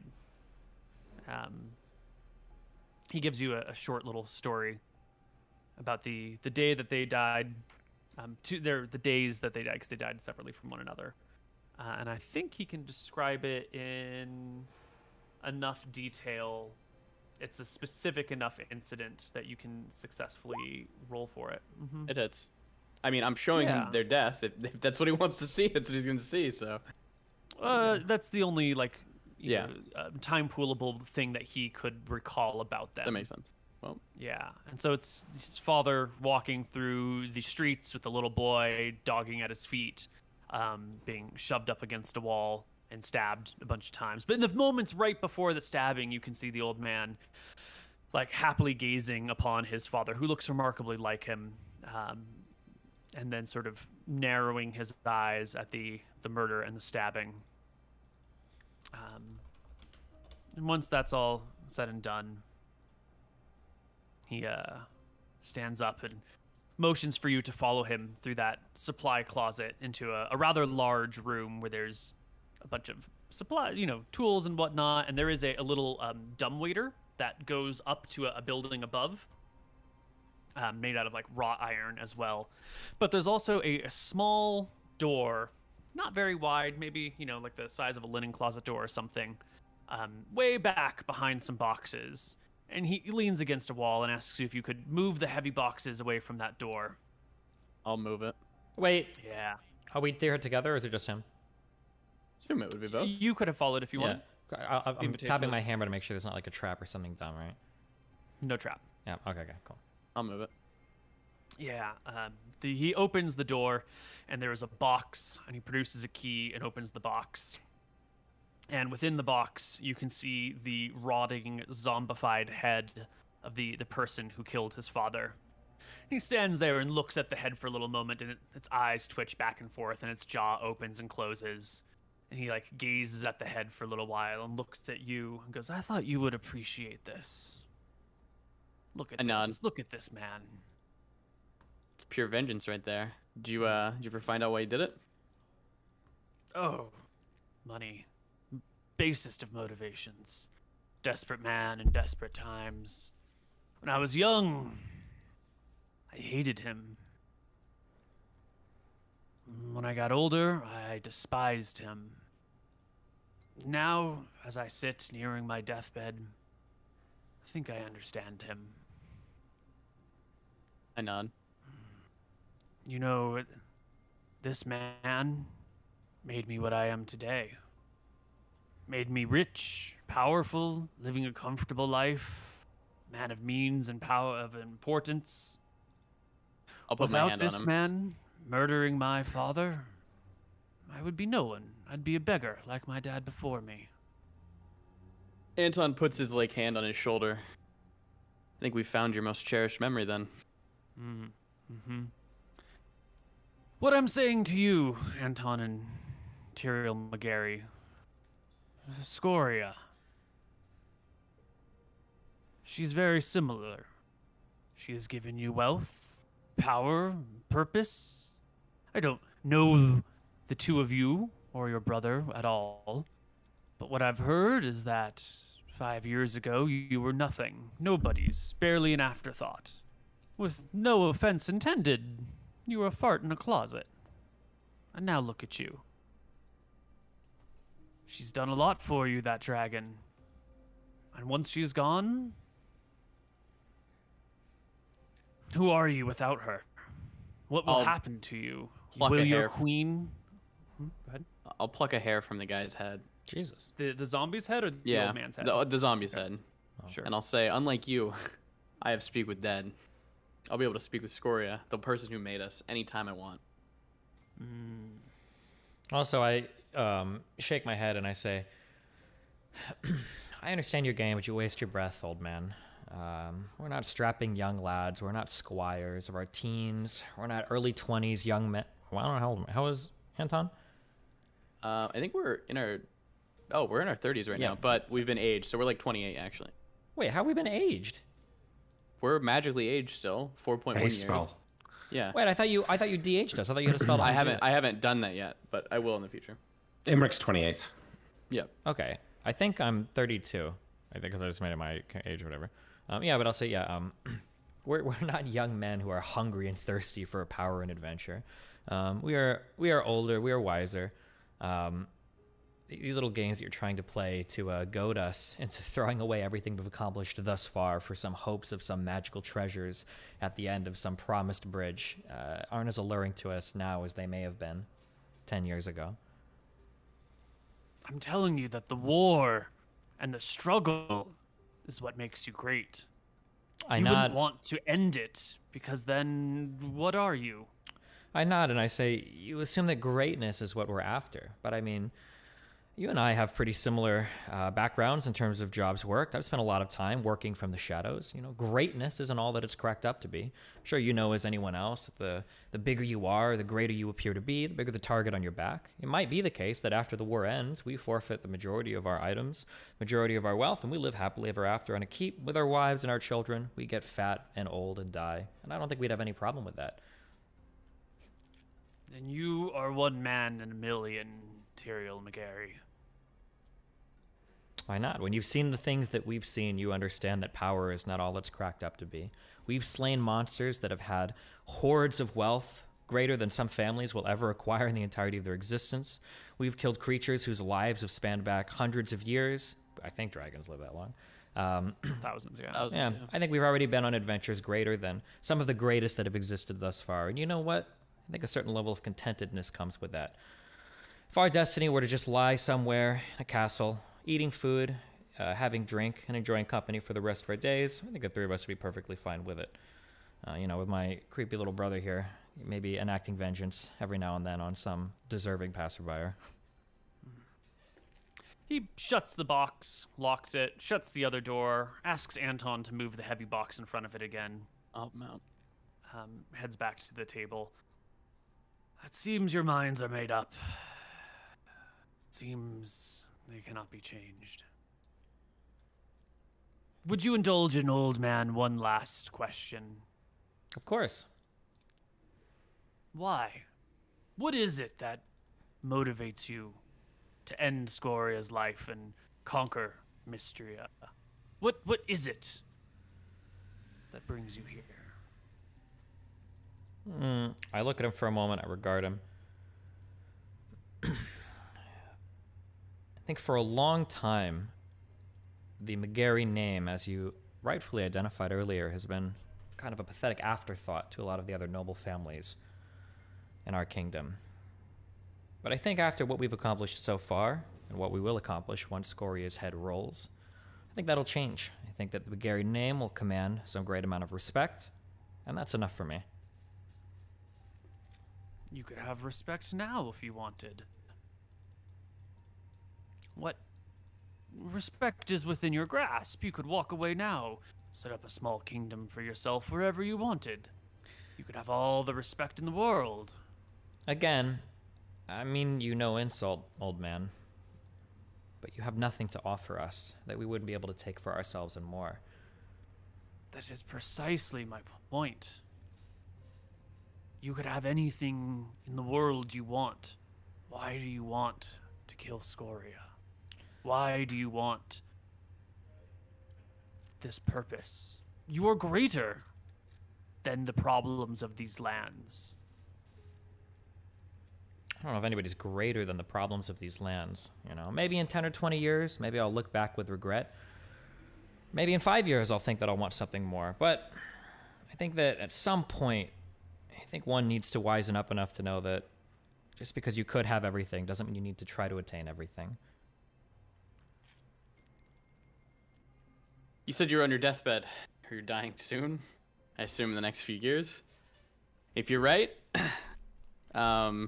if you give me a hair, I can ring you. I can tell you.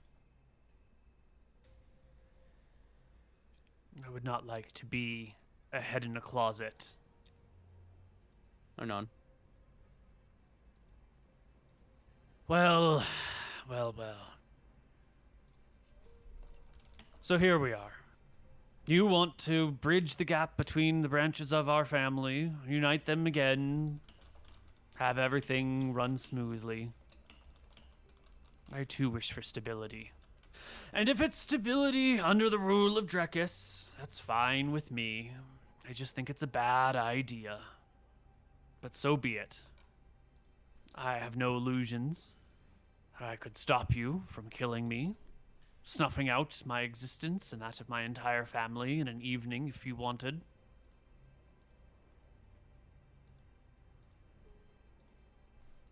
I guess it's the role restraint of old men that you like should me respect. to let young men like you decide the fates of the world. He looks to the old woman beside him. I suppose your time has come, Martha. Maybe I should take my retirement now. He pops one last dumpling, wobbles to his feet, and does like a, unless there's anything else, sort of gesture. We just ruined this guy's life. Wait, what? How? What? He just gave up his job. He's over it. Well, wait, they're not like giving up their job. They're just like bringing their shit in line so that they're kind of working either with or under the Drakisian families, right? Like maybe they're not. It's not going to be as glorious like high. Oh no, he high just said runs. like he's retiring and giving his job to his prodigy. Oh sure, yeah, fuck him. But They're yeah, gonna do it yeah. anyway. They're fucking. He's old. Yeah, he's only got a few He's years old, left to live anyway. He's a decrepit man. Cool. All right, he gets up, shuffles to the door. The old woman opens it for him, and he immediately presses on a stone near the front of the door, and you can hear some sounds moving, things turning. And they walk down the hallway, leaving it open for you, pressing stones on either side to deactivate the traps as they walk down the hall. We'll leave. Halfling offers you another drink if you want it. I take it. I chug it. Okay. Upstairs, Imric, things have been pretty quiet. You know, it's the middle of the day. Not a lot of people come into this place in the middle of the day. I'm thinking to myself, sorry, just as I'm standing there, 6 months or a year ago, I wouldn't have been left alone in the bar to guard the door while they went off and did something else. I feel quite proud of myself. I'm not getting a drink, just sitting here being responsible. But yeah, go ahead. Okay, Well, wait a there's second. a lot of people that are. He was an alcoholic, right? Yeah. Alcoholism is a disease, okay? You can't just choose true. not to. Should he be rolling against his constitution or something to see if he takes a drink? I come on. was You want me to thinking roll a about willpower check? something, because we haven't really touched. You were sort of an alcoholic at the beginning, and we did some sort of like progression of you turning down drinks, and then we kind of lost sight of everything for a while. Maybe just give us a few minutes on your relation to your compulsion. I think it was, Emmett was a good time kind of guy. He was drinking, he was partying. That was his jam for his whole adult life, essentially. And then this whole quest started, and it seemed like a bit of good fun. Hang out with his older brothers. They're strong fighters. Won't have to do that much. Practice a bit of magic here and there. But I think we got caught short a few times without alcohol, and he had a pretty miserable time. And I think it was when we went to the demon place, and Imric got knocked unconscious, and by all accounts we very almost died, that it started to feel less like a cool, fun adventure and a bit more like a life or death quest to save the future of humanity, And I think as someone who's never been that successful at much in his life, he's privileged, so he's done well, but he's never been like truly successful. Starting to be successful and be respected and be seen as like someone who's like, capable and competent. That's kind of given him the motivation to live up to those expectations and quit drinking. But I think it was helped by the fact that he definitely went a few times where he had to go cold turkey because we were out of drink when we were traveling. Okay. But it's been a while. It's been a while. And he has had drink. He's not like a teetotal, but it's just a mind over matter kind of thing. Don't drink. I mean, it is possible. I know people that were borderline alcoholics at that age who still drink now, but aren't super heavy. Alcoholism is a spectrum, and your relationship with it changes over time. Okay. Yeah. So you're not tempted by the booze here just to have. Well, I think he is, right. Like, I think that's why I mentioned it. Sitting here, standing with time to think, alone with his own thoughts, looking at the bar. It's not like he can pull out a spell book and read it, or can't chat to anyone because no one speaks his language. So I think that's where it's, he's looking at the bar thinking, especially when the bartender's pouring everyone in the bar a drink, right? He probably asks if Imric wants one. And he turns it down. I think, he's proud of himself for that. Okay. You're waiting for the people down there to finish up their stuff. A few people have stepped into the bar. Not a lot, though. We've talked about all of those that have done so. It's kind of early in the day to be showing up anyway. But then you can hear the sounds outside, and the door begins to open again. And one of these days, it's going to be a guard. I fucking move out the way. I open the door. I let them in. Yeah, and walking in are 3 Mystrian soldiers, clearly just off of their afternoon duty. Still spears at their sides, chainmail rattling around. These look like, the heavy guard, not the little light spearmen with leather armor. These guys have chain, and they've got shields, and they seem to know what they're about. The mood changes. Right now the bar sort of chilled a little bit. People are used to you being here. They're sipping their drinks. No one's openly staring at you other than the woman with 17 hotness who is still definitely guarding the other one. I see this. I hear their armor coming in, as they're coming in. I put a hand in my pocket. I grab a handful of sand and I keep it close by at my side, ready to do something. Yeah, the 3 of them walk in. They look about for a moment. One of them looks over at you and jabbers at you in Mystrian, and then the other 2 turn to face you. The one who jabbered at you seems to be sort of aggressive and joking at the same time. Like he enjoys bullying people about. I point to one of the tables and like nod my head at it and say something in Dracusian, like go and sit down. Doesn't have to be any trouble here. He takes a couple steps towards you and begins to reach out to like touch your glasses. Okay, I push him back. I'm not that strong, but I take a step back against the wall and I push him with my left hand. My right hand's still got the sand. Give me a strength check to shove him. Ooh, he was not expecting the wizard boy to shove him. He does stumble back a little bit. Damn right he does. And I think this is where you need to roll initiative because they are not chill. Do we want to cover a break here? Yeah. Motherfucker. Okay. Was this happening right at the beginning or towards the end of the meeting? Did we establish on the Towards time? the end of the meeting. Okay. Yeah. All right. We'll be back. Okay. Hello, everybody, and welcome back. Nick, roll me initiative. You're rolling a d10 plus 1 for sleep, aren't you? No, I'm casting color spray. Oh, okay. Oh, color spray, sleep, same. Yeah. Yeah. It's 1 though, so I haven't got a token, so I'm just rolling it. Sorry, like they this. roll I get an a 8. 12 and a 10. Okay. There should be d10s, so you will go No, off isn't there first. 3 of them? There's 3. Yes, there are 3. Good catch. 11, 10, 11, 12 is what they roll. All right, I quickly pull the sand from my right hand, incant some magical words, and throw the sand in their face. It glitters in an array of dazzling colors and affects D6 targets, which hopefully is not a 2 or a 1. It's a 4. So maybe one other person watching, if they're in range. The range is 20 feet. Mm-hmm. All creatures above the level of the spellcaster and all those 6th level or higher get a save or spell. Otherwise, they don't. So immediately, these 3 soldiers and the bartender just like fall to the ground unconscious. I will bend over and take their weapons from them. Okay. Are they magical? You see, They're just off. they look like ordinary spears with short swords as backup weapons and cudgels for, beating people into submission without hurting them, without killing them. So I know that I've got, I think it's a round per level, is it? So I stash their weapons just, behind the bar, basically. Mm-hmm. And I will, guess I'm not that strong, but I want to try and drag them over to the table where I told them to go and sit. Mm-hmm. So I drag them over to the other side of the room and go back and stand at my door and wait. Sure. That's not too terribly far. You can easily do that in a couple rounds. And you are level 10 mage at this point? 11.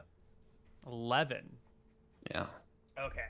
It's only 3 minutes later that the party arrives. The old man and the old woman arrive out that back door, walk through the room. Their bodyguards come with them and exit into the streets, the door shutting behind them. I assume you let them leave. Yeah. What's the reaction in the rest of the bar when I knock the soldiers out? All eyes are on you guys when the soldiers come up to you and they start talking to you and they start fucking with you. When you color spray, there are a few people in the bar who are just civilians and have no idea what's going on, and they are like clearly afraid and overawed. The rogues, the leveled characters, the people who mean business here, just kind of watch coldly, sitting at a distance, trying not to get involved.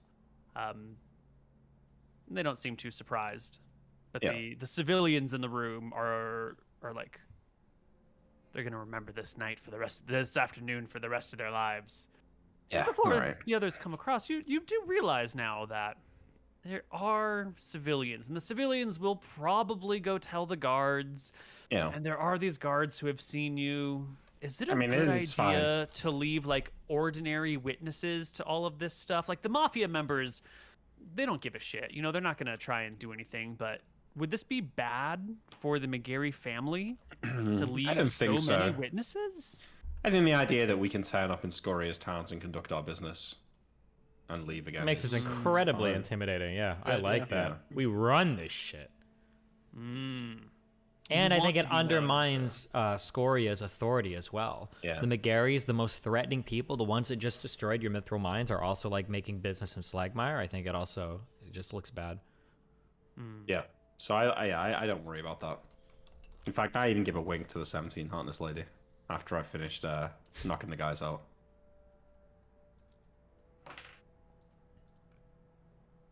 She does not seem. She neither confirms nor denies your advances. That's fine. She She stays knows as a that. guard. She knows that I know. She knows. She knows. We come up. Yep, you guys come up. Party is reunited. They left. I give a wave, I guess, to Emmerich and nod of approval at the people down and say, let's get the fuck out of here. All right, let's leave. How much do you two weigh? Anton is total. at 225 with everything. With your Everything. gear. That's all of them, yeah. How about you, Tyrell? My weight is 150. With everything is 219. So I can now teleport us all without reducing anyone. Good. Now that I'm level 11. So I will just take them by the hands and teleport us back to Wixron Renter. I'll tell the people of the bar of Althar be with you. How about? Ooh, 95, 95? I think that's fine though, we're not home. To your home? To your house Yeah. home? I think So you're my special selected spot that I know is the safest place to teleport to. Yeah, I think you're fine. I'm gonna double check the rules anyway, but I'm pretty sure. Pretty sure we have to roll 100 or 99 to be fucked.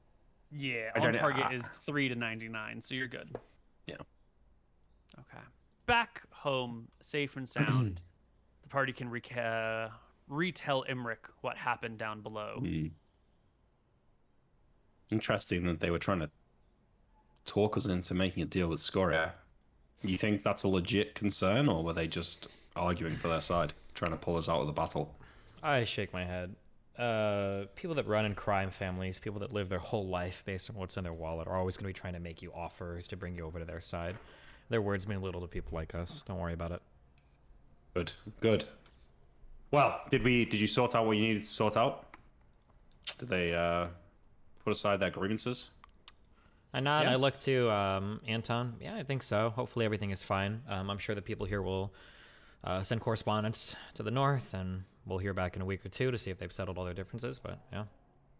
Well, while we're here, if we're leaving for Solemn tomorrow, I shall try and scry on the town we're traveling to. And Neal, can I go about town and find a map of Solemn?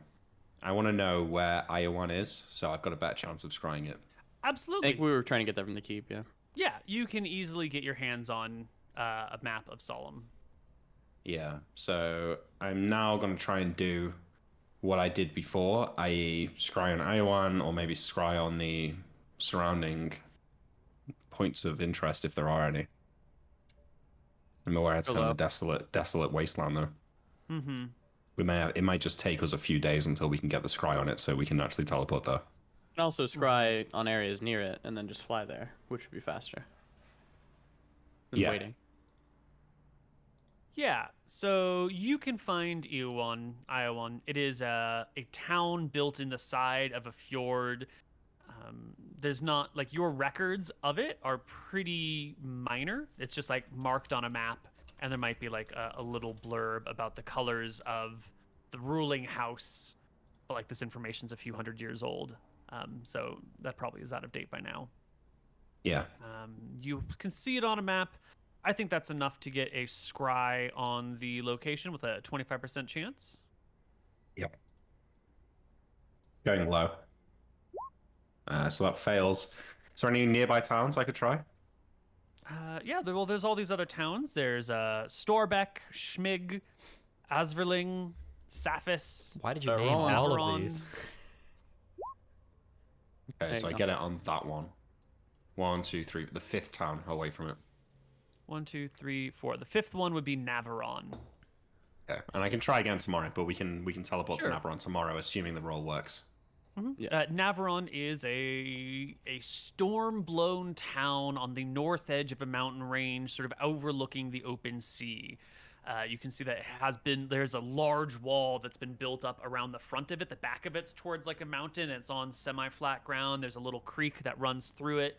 And then over the years, people have built like a really big wall in front of it with a narrow slit, maybe 30 feet, maybe 50 feet wide, that ships can like come in and out of. But otherwise, this huge wall should protect the town behind it from storms and winds and rains, but also like covers it in shade, hides it sort of from the light of the world. And you can see that there are big ballistas situated on the top of this wall facing out to the open ocean. And there are lots of soldiers walking back and forth on these walls. And you'll notice that they are very brazenly flying flags that do not contain any Verasi symbology on them. Oh.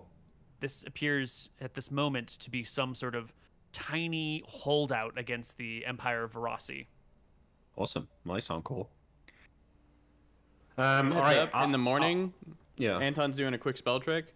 I'm going to be learning 2 Sacred Guardians, and I'm going to start casting these on my brothers. So anytime we split up, it'll alert me to immediate danger at them, like they're in danger, but it won't tell me where they are, but I should probably know where they are. Nice. 1 day a level. That's awesome. Yeah, so those will last 10 days.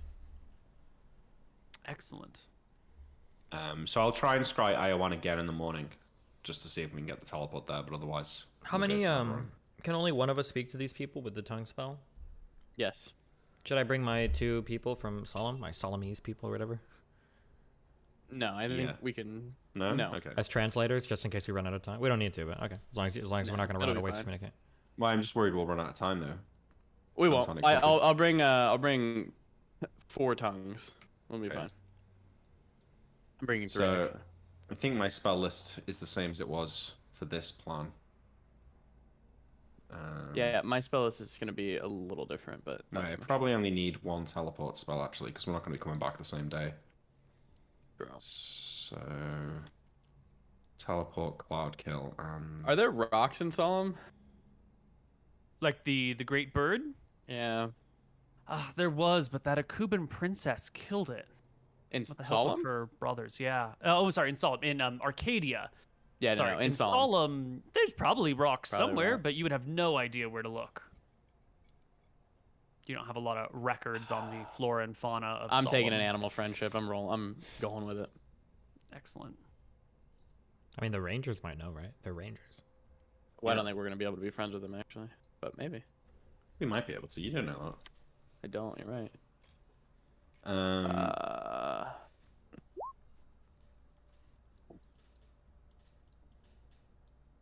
Okay, I'm taking Iron Vigil.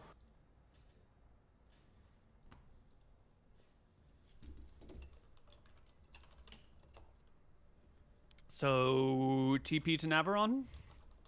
Well, we got to do the... in the morning, I try and scry on Iowan again. And fail. So, yeah, let's just go to Navarone. So, I'm waiting for Anton to try his divination. I don't know how many of these you've got, but if it fails, then... we gotta wait, right? I have Nap. Hold on, I'm just fixing my spell list to make 100% sure I got what I want.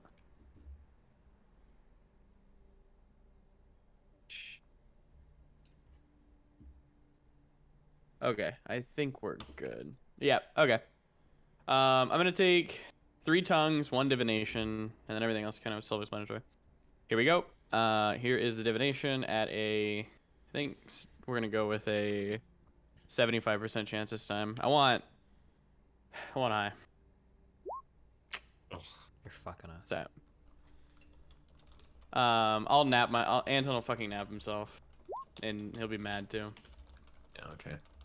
Taking 2 tongues, 2 divinations, just so we don't fuck this up. Okay, here we go. That's good. Oh, well, I didn't say it, but I was gonna go low. Yeah. But if you want, we can re-roll and I can say it again. No. You said low last time, I believe, right? No, I said, high last time, but I usually go low. Can we just re-roll and I'll just say low this time? Yeah, declare. These next 2 are gonna be low. Okay, this one's gonna be low. That's fine. That hits. Okay, we get there. So we get there. Well, we didn't know if it failed. Successful. Yeah.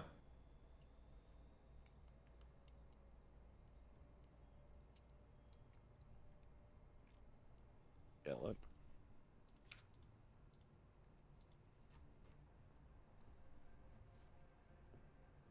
You've scryed, so you viewed it at least once, right? Yeah. Yeah, so you will succeed without a problem. Amazing. All right, same deal.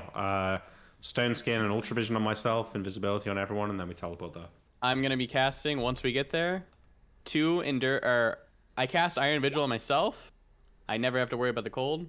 I'm casting an Endure Cold on both of them. I have 2, or I have 4. I'm taking 2 off now, so I have 2 left. So yeah, they have 10 hours of cold resistance, and I'll cast it on them again later. Excellent. I just don't want to deal with the cold shenanigans. Well, you arrive in Navarone. There is a big harbor, which is protected by this large wall, and the 3 of you appear on one of the boardwalks on this great harbor. There are a few ships nearby, mostly fishing ships. There's the clear repairs happening on what appears to be maybe like a military ship. It's got a beam underneath it that it could use to plow into people, and it's got shields along the sides that could block soldiers from incoming enemy fire. That's clearly being repaired right here. The town is built up tall, but it doesn't look to be that large. Maybe population 5,000 at the most. Sure. Yeah, it's shaded. You can't see shit, or you can see things, but you're in the shade of the mountain and of the large wall that surrounds the town. There are people moving to and fro. Are we in the town or outside it? There's not, but in the town. Yeah, there is no outside. It's a mountain on one side, the ocean on the other. The town encompasses all the flat land nearby. And how many miles is it to Iowan from here? About 27. Okay, I say to the party, 30. All right, we can just fly straight to Iowan, or did you have any business you want to explore in Navarone here? Real quick, are we able to fly here? Did we figure that out last time? Or was that just near the one? Because last time It was just near the it's forest. Okay. We're good. Yeah. Okay, cool. Yeah. Go straight to Iowan? Yep. Yeah. All right, get on board. Get in the bag, Anton. Let's go. I polymorph and fly. Any dragons nearby? Dragons out here? Yeah. No, there's no dragons nearby. Lucky for them. He rolled though, implies Yeah, he that maybe they're just off somewhere else. All right, we fly, and I'm sure it's a nice view, Neal. No, over the fjords. It is. It is the middle of winter here. I think we are actually, it's the end of winter. We're in the beginnings of March as you're doing these things. So we're facing the cold, stormy seas. There's a lot of chop on the water out here. The ocean doesn't appear to be particularly friendly or gentle. You leave Navarone and you can see that there's a pair of ships just off the coast of Navarone, maybe a mile out to sea or something, just bobbing in the water, flying the black flags of Verasi, just sitting out there in the wind, in the swells, anchored to something. You can fly from Navarone to Eowyn, but as you do so, Tyrael, you're always constantly checking in with the hammer. You make a big point of checking in with the hammer from time to time. So I imagine it's become a reflex for you at some point. And mid-flight between Navarone and Eowyn, you reflexively check your hammer, and it tells you, Lord Tyrael, there's a dragon nearby. What does nearby mean? It is 13 miles from where we are right now. Can you give me a direction? Where at? You are at this point right around here. You're flying around this little cape. And the dragon the hammer mentions that turns your attention in this direction over here. Something out this way. Can you tell what type of dragon it is? At maximum range-ish, so probably somewhere out here-ish. Can you tell what type of dragon it is? I cannot. Why not? Well, we'll see if it approaches. I'll let these two know, obviously. There's a dragon to our north, about 13 miles. I'll let you know if it gets any closer. It gets a little bit closer and a little bit closer, but by then you guys are starting to head towards Iowan. It bridges the gap. It comes within 10 miles of you at the closest point, and then it seems to either stop or recede, and you're flying away from it, and it slowly goes out of your range. Okay. All right. When I see Iowan in the distance, what kind of town is this? Is it bigger than Navarone? Yes. Iowan is a much larger town than Navarone. It is maybe, 8,000 people-ish. There's bright colors all over it. The buildings have like reds and blues and greens and oranges painted on it, like brilliant, standing out against the snow and the gray mountain and the dark seas. And the like black flags of the Empire. Right. Yep. And it's a little bright spot of color along the coast. In fact, Iowan is so large that they've run out of land on which to build, and about half the town is built on these like docks that extend into the fjord. It has a very large seawall that cuts off this front section right here to keep the town safe from winds and swells and dangerous waters that would be coming in. And you can see a whole bunch of ships docked in its harbor all over the place. When you say it's run out of land, is that because do these brown dots represent like mountains, or are they Yes, the brown dots mountains? represent mountains. So this is just like tall, jagged mountains all over the place. And so the town is based on like this little section of flattish land near the coast. And then the town overgrew that area and is now built out on wooden pylons and piers. All right, I want to find somewhere for us to land in the town. I'm not sure how to play this. I can't talk to them, so I just try and Well, it's land going to be real somewhere safe. difficult to find a good spot to land because there's not a lot of horizontal space around here. You could maybe land on one of the docks next to one of these ships, but even so, there's going to be sails in the way. You're going to have a non-zero chance, like at least a 20% chance of someone spotting you, or like feeling weird winds coming off of the landing of a Pegasus, or hearing the flapping of your wings as you land on one of these docks. What if we were to land outside the walls on the banks of one of these mountains? And we could walk in through the gates. Yeah, I think we should just go up through the gates. There's no gate. There's no land access to AO1. The only route here is by sea. Oh. So there's no footpath. There's no road leading. Okay, in. just fly us over. I'll have the Featherfall shield. Drop us. We'll Featherfall shield down, and then you can turn into a bird and come down. I think we should approach in a manner that's not incredibly antagonistic or threatening. I agree as well. If we can. We're invisible, aren't we? Yeah, but we don't want to just appear. appear inside their town like we're like disrespecting their borders. Like, Okay, wait. You really think we're gonna be able to go in this town and have a conversation with their most important fucking magical items and just get it? You don't know where they come we have from. no idea. We don't know why they have them. We don't know if they need something else. We don't know what deals they're making. Otherwise, are we just here to slaughter everybody? Is that? I mean, we can just do that. yeah. If you want to just, we're just That's here. what I thought we were fucking doing. I'm hearing this conversation, and I'm shaking my horse head. Okay.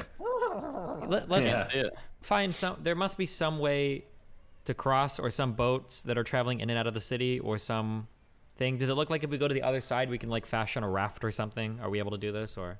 No, there's no that's a recipe materials for to disaster. back But why can't we just land on the side of one of the mountains and walk in? Even if there's no road, we could still do it. Yeah, this sounds like some invisible walls. Because the mountains are jagged and steep. They're not like you would need like ropes and harnesses and climbing equipment to scale the mountains. We're talking sheer cliffs. All right, well, I can't talk. I'm flying. I literally can't talk. So I wait for Tyrael to guide me as to what to do. Because I'm like circling Iowa now, like. Can we land There's at nowhere to their land. if we were gonna land anywhere, can we land at their docks? Yeah, that would be You said there's gonna be a chance for us to be spotted. 20% chance of being heard landing Yeah. on the dock. That's fine. We'll land on the docks and then we'll go visible. Yeah. Okay. I'm gonna hear this. hold on. I'm gonna tell them as we go to land. I'm gonna say we're gonna land on the docks. We're gonna go visible. We are going to be the least threatening people possible. We'll defend ourselves if we get attacked. But please, no errant magic missiles, no hunting down and slaughtering cooks or children, okay? We're here just to have a conversation. We'll see how that goes, and then we'll see how we can work our way towards acquiring these stones, okay? Yeah. And you have a happy horse noise. Okay. And I go to land us on the docks. Yes, you can land on one of the docks. No one seems to be any the wiser. There's already some wind gusting around. The sailors on the boats near where you make your landing must think that it was just the regular wind blowing as the three of you make landfall on the wooden planks. I turn back to myself and I go visible. Yeah, turn myself visible. Yeah.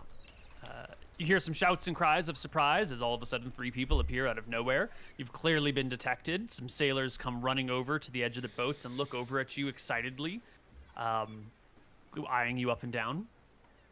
Some even shout out to you, "Hey!" Yeah, we'll I'll look to Emmerich, no, not Emmerich. I'll look to Anson and I'll say, I believe you're going to be the one that has to communicate. See if we can speak to, if we can get counsel with their leadership or who runs the city or what. So tell them we're from Arcadia, I think, right? With important business. Mm-hmm. I'll cast tongues. I'll inform the crowd. Hey, we're from Arcadia. We're trying to get a meeting with your leader, Via1. Yeah. If anybody can speak Dracissian, Eridonian, Mystrian, or Halfling, I would prefer to talk to them. Due to the fact of I'm using a spell to communicate with you right now. One of the sailors calls out to you that you should go speak with the mayor. Speak with the mayor! And he points up into the town. And the town, I mentioned, it's a rough mountain, and the town is built on the flat area, and there's a little bit of hillish area, but that's all been encompassed by buildings. And there's one large building with like white walls, what do you call that? Like white plaster walls and bright red rooftop, waving a flag of like red and orange and green. Not the same flag that was in Navarin. No, definitely sorry. not. Okay. And you'll is this see a Verasi flag? No, the Verasi flag is above that. Like the flag. Oh, so this is a Verasi area. So this, Oh, so we got shit. fucking Jabated. We did get debated, yeah. We got fucking. Yeah, Navarone wasn't in Verasi territory, but Iowan is clearly. Here we fucking go. Yeah. So the flag of Iowan and the flag of Verasi are there. Verasi on top, Iowan on bottom. That's the mayor's place. He tells you that they're in charge.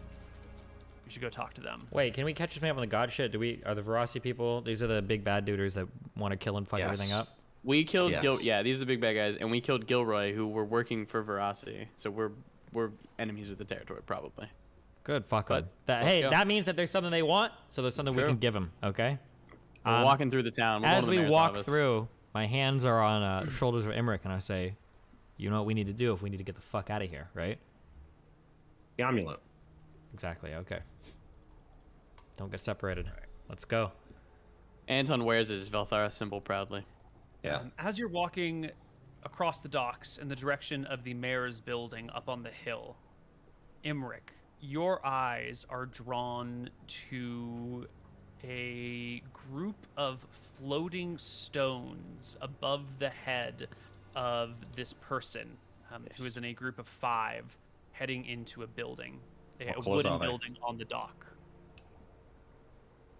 I think you sort of catch and do the double take, and by the time you really get a good look at them, they're inside the building. You couldn't quite grasp the colors on them, but you definitely I put a hand on both of them and point to the building. A man in there. He had 5 of them. Ion stones. Let's go. No, let's speak to the mayor.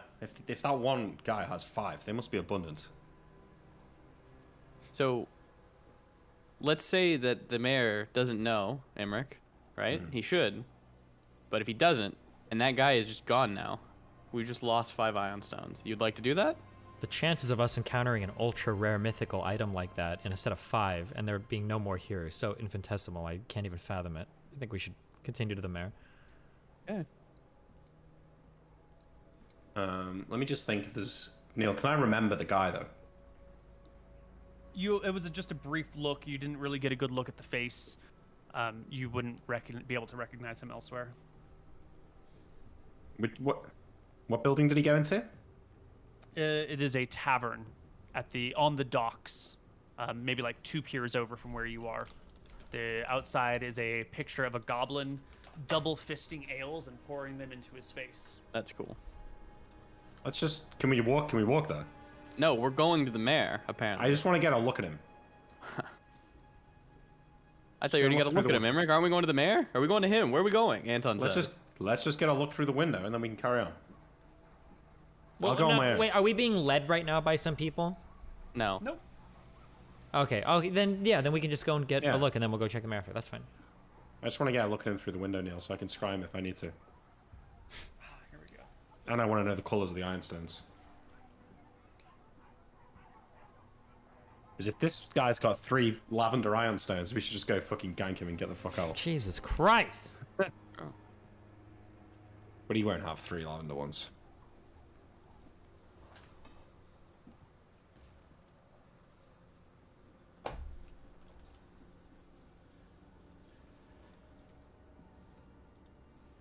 If he has a level up one, we should gank him as well.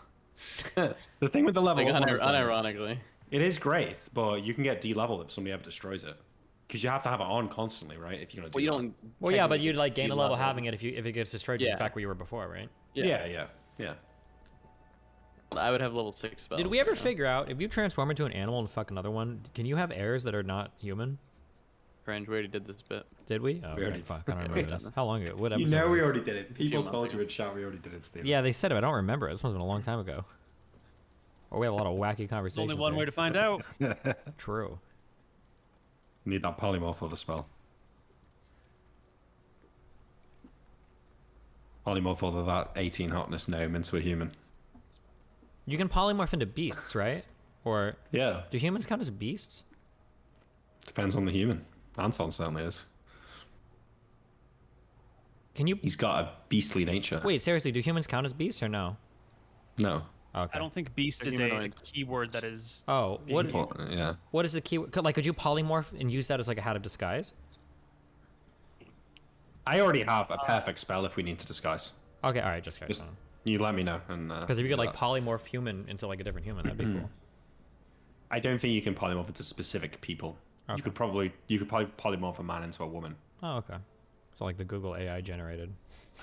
You head over towards the building, to the building with the goblin drinking the 2 beers, right? Yep. And then you were gonna look through a window. Yeah. Yep. Sure. There is a bouncer out front of this building, like a guard out here. He's wearing a really thick, heavy cloak. Yeah, really thick, heavy cloak with a wool fur on the sides to keep him warm against the winds out in this area. At his side, he is carrying like a beautiful sword, or at least a beautiful scabbard with a bejeweled sword that would be fastened in it.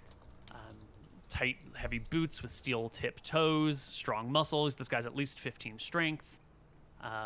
He has not quite a helmet on, but like a fur thing pulled up close over his head with a hood down on the backside.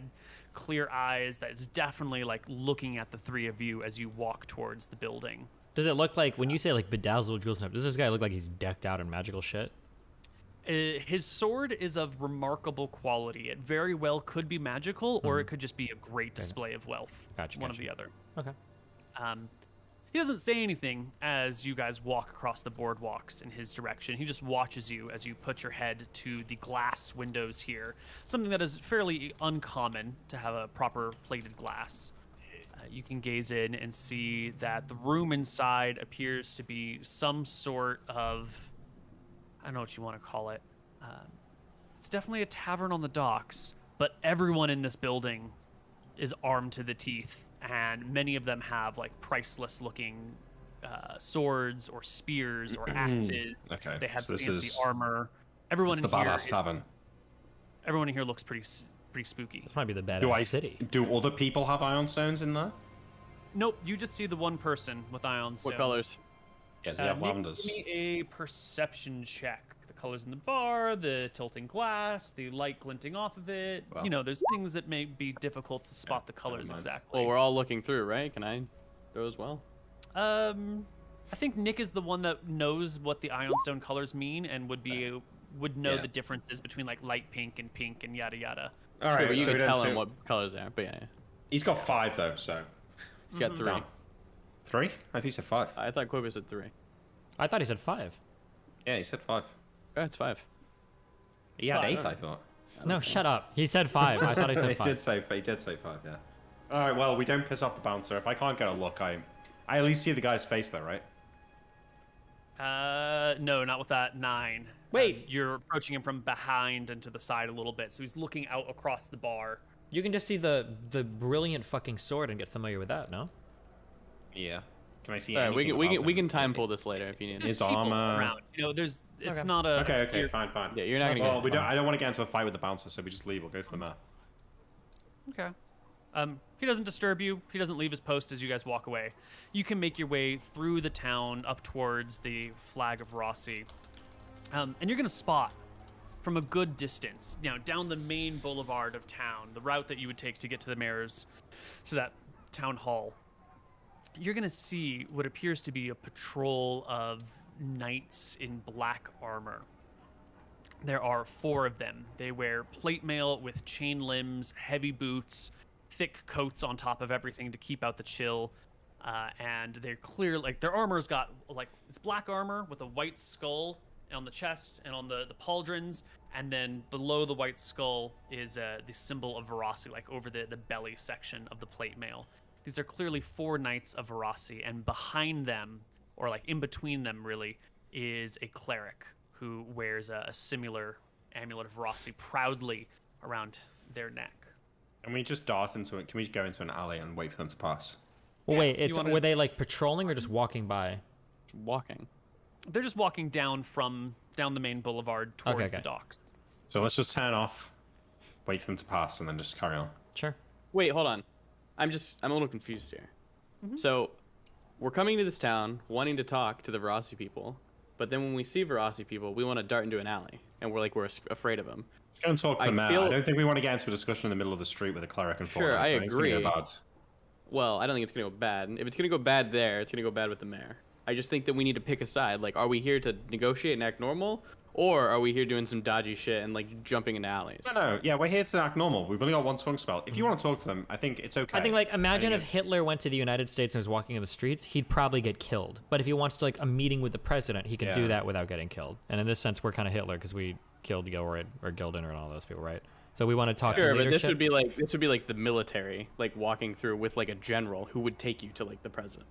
This isn't like the random, people. This is actually, like, these are the people. I never mind. I actually agree. I think we should walk up to them and we should tell them that we'd like to be escorted, or if they could escort us to the mayor, so that it seems like we're here in good faith and we're not sneaking around or whatever. That's good. Yeah. I have tongues for 10 minutes, so this should still be lasting. Sure. Let's go talk to him. I want to jab. If you still got your original spell. I want to jab Emmerich in the side and Anton. I want to say stand tall and stand proud. Don't be afraid.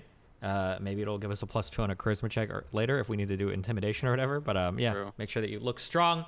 You look We're absolutely not afraid. We've dealt with way worse. Absolutely. But we're seeing Anton a lot of wacky shit here. You walk up to these knights then. Anton will flag them over and walk to them, like, friendly. They are happy. Not happy, but they are definitely want to take a look at you and talk to you. We're here to speak with the mayor. Still going, right? Yes. You say that, and they look at you and say, I don't recognize you. Who the fuck are you?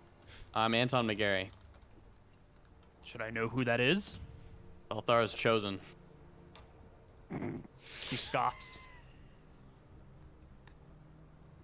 I give the cleric a nod. Right, the knight sort of scoffs at you. The cleric takes you very seriously. The cleric looks at your amulet that you wear proudly around your neck, the big, crucifying V of Velthara, and holds up their own like little V shape for Verasi. And you know that Verasi is Velthara's mother. The two gods are related quite closely. Aww. We're showing some respect here. Yeah, the cleric will bob her head in understanding and speak up over the sound of the knights, saying, Please, Lord McGarry, was it? I nod. I do believe that we would like to speak with you. And we'll push the knights aside and make room for you to walk. And she'll fall in beside you as you head back where they came from. And make some casual conversation as you go. What is your business here, Anton McGarry, from far, far away? You who wears what color dragon armor do you wear? I think blue. Yeah. Blue +3. You who wears the blue dragon armor. I mean, we're just gonna be fucking honest. I think if we're coming in this town. Yeah, I think so. So yeah, I am from Arcadia. We are currently disposing of a incredible threat, Scoria. I don't believe that you've heard of them.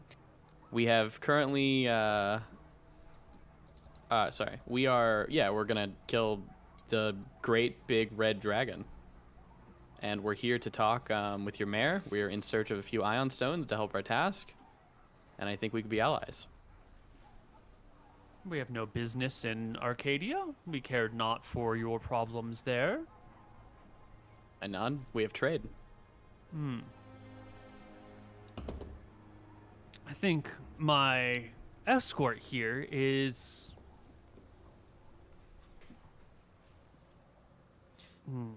She looks back at them. We might be able to give you a pass. Typically, there are great wealth taxes for foreigners entering our lands. As Well, she that would walks with be- you. But for a chosen cleric of Velthara, perhaps we can temporarily waive that until our discussions are had. That is most kind of you. You say you're here for ion stones, she says as you're halfway to the mayor's building.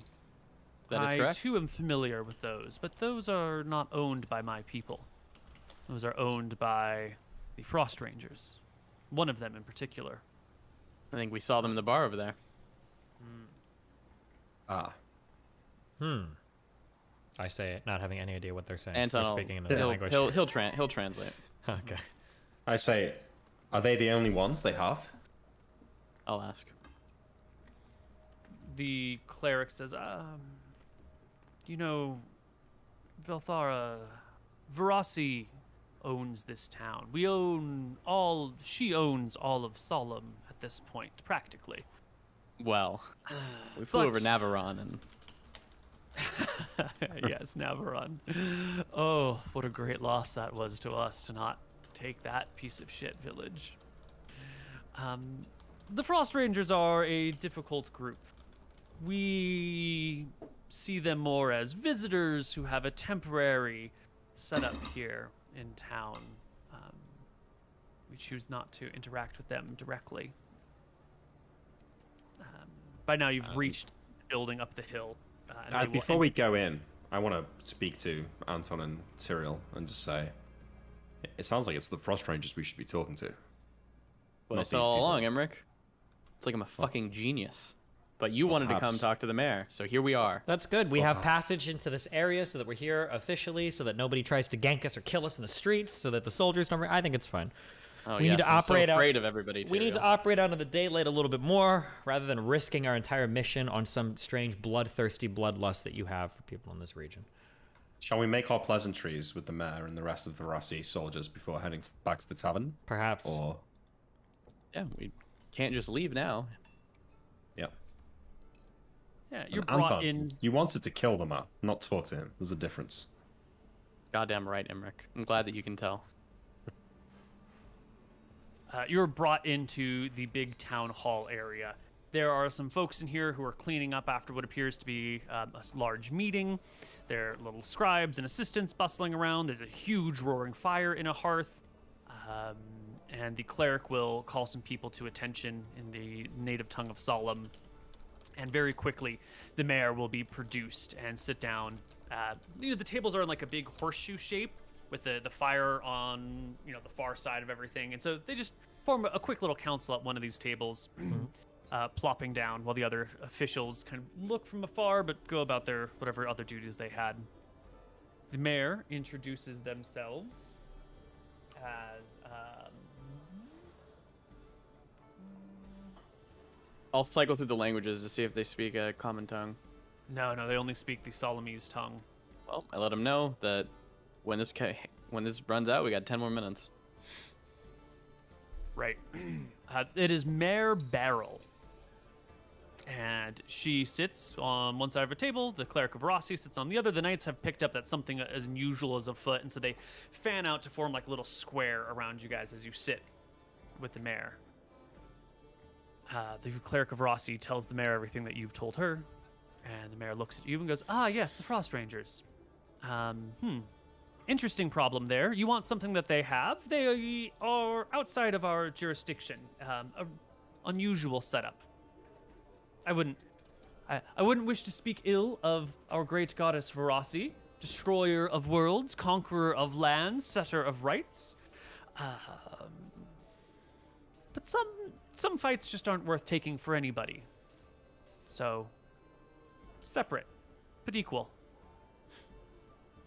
She nods as if this explains everything that you need to know. Okay, so we can kill them, I say. The mayor looks to the cleric. The cleric shrugs. The mayor says, don't destroy the town. I don't know if that will be possible. Do you know who they are? Don't really care. They're not chumps. Yeah, Anton will smile. Neither am I. Well, This has been a great meeting. I do appreciate it. Lord Barrel or Lady Barrel. Lord Barrel will do fine, thank you. Do be careful not to destroy towns, docks, ships. I would really prefer if you could maybe catch them outside of town. Frost Rangers do head northward when they range in the frost. Well, The that's joke perfect. usually kills with outsiders. Oh my. How often Tunnel. are we being translated still? No, I think you would have had that conversation. Then he'll tell you what he wants at the end. He'll stand up and be like, "All right, let's go. I'll tell you guys outside." What? Okay. What did she say? Where are we going? She said we can kill the Frost Rangers whenever we want.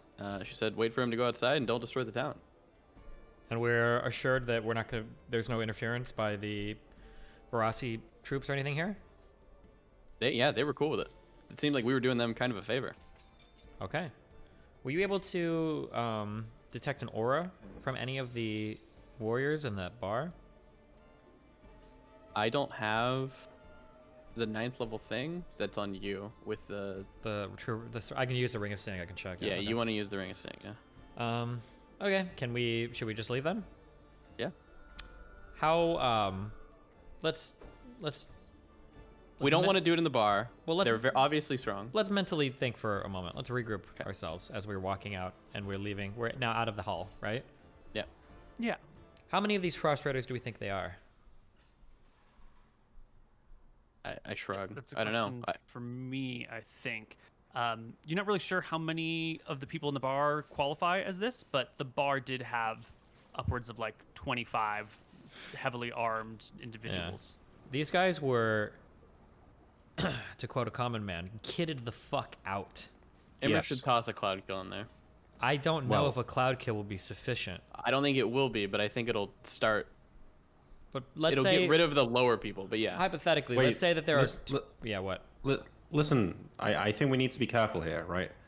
This man obviously knows where to find these things. He has 5 of them. From everything I know, when you find a group, there's usually around 3. So the fact that he has 5 means that maybe he's found multiple groups over the years.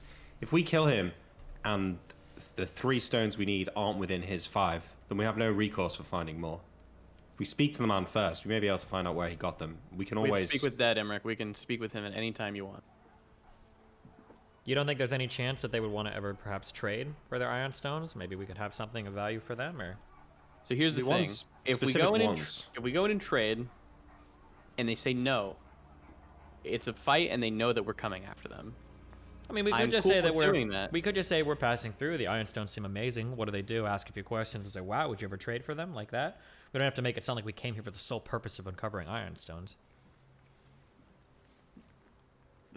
Well, we want to ask him where he found them. Kind of given that up with Emmerich following the guy, looking into the bar, and the bouncer seeing him. I mean, we saw some magical items. It doesn't mean we're here to kill them or only get those, right? I think those stones are probably pretty catchy to most people that see them now.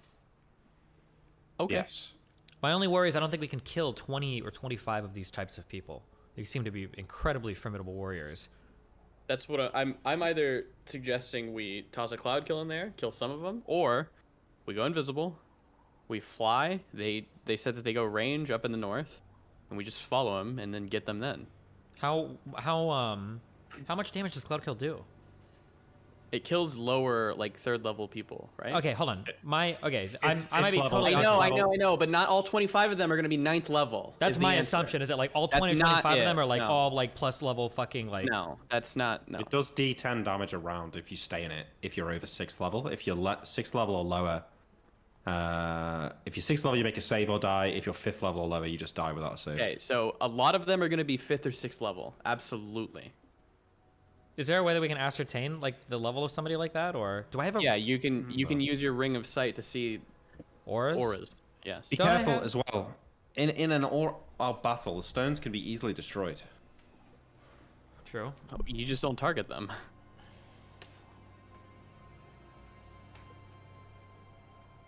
Koibu, do you know at level something? Do you get something with a rogue that lets you see somebody and know like one stat or something or one level or whatever about the person? Am I making that up? That was in the alternate rogue class that we did not play with. Oh, gotcha. Good.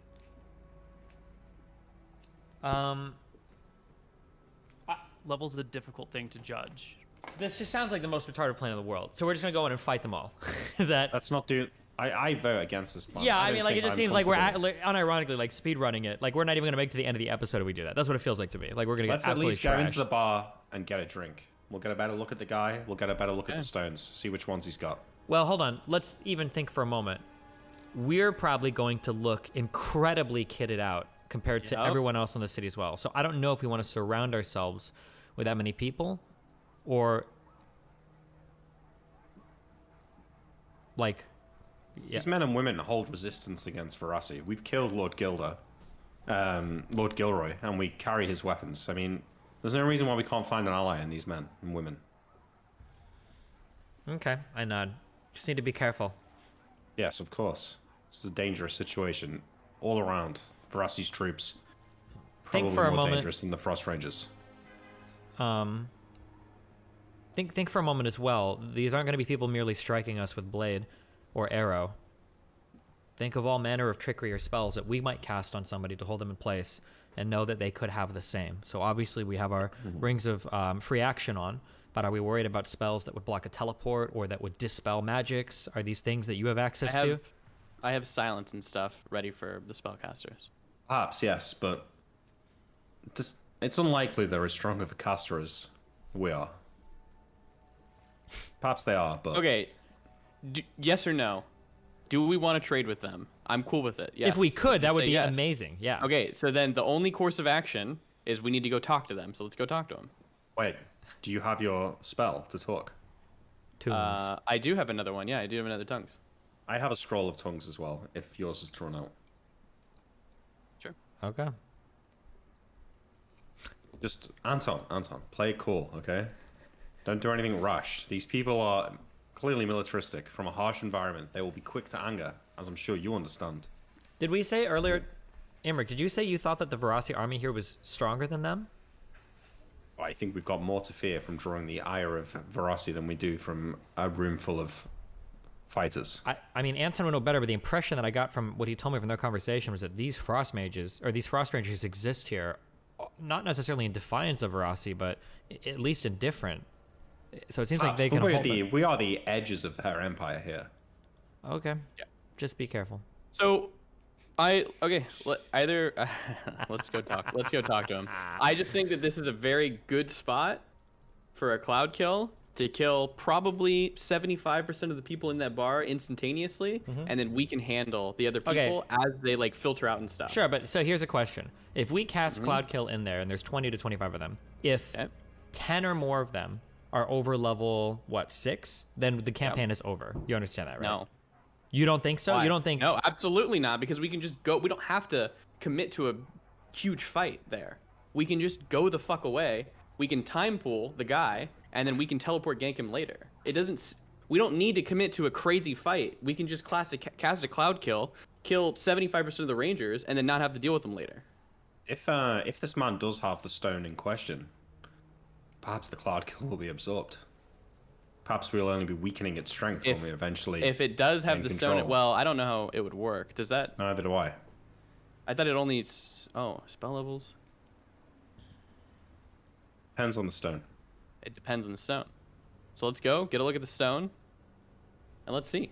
Let's go and get a drink first. See what happens. Sure. I don't know if I feel comfortable going in that bar with 25 people, who, I mean, it seems by all accounts you guys are afraid could kill us. Stay close. We can always leave in a moment's notice. Well, do we know that? How are you too scared to talk to them, but you're brave enough to throw a cloud kill and see what happens? because throwing a cloud kill in there kills people immediately, and then we just fucking fuck off. We're not like next to them. Yeah, and it's just mass murder of a bunch of people that we don't need to kill, that we may actually benefit from being. All right, let's go with. talk to him. Let's go talk to him then. Before we go in, I will have my ring. Okay, get your gear right, everybody. Yeah, okay? my shit's right. Everything is set. You've got everything equipped that you want equipped. Your rings are correct. All of you should have a ring of free action on, yes? Yep. Good. Okay, I have my ring of seeing on. Before we go in, and I'll tell these two to chill for a moment, I would like to take 5 minutes to walk around with my ring of seeing, and I'd like to activate it. I'm going to see if they have somebody on lookout. Like an invisible person on lookout? Could be an invisible person, could be somebody just standing at the front door. I just want to see if they're the type of people to just go in the bar, they don't care, they own this shit, or if they're very paranoid, they always have someone on lookout, they're used to foreigners fucking with them, they're always kind of like on edge and looking for that shit. It would just give me an idea about their disposition. Yeah, so there is the heavily armored bouncer at the front door with the brilliant weapon. There is a back door at well, or maybe just a second front door that is similarly guarded by a woman in heavy armor, heavy clothes.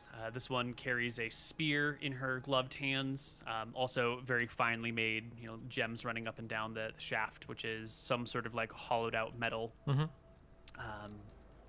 You see that there are a small murder of crows on the rooftop.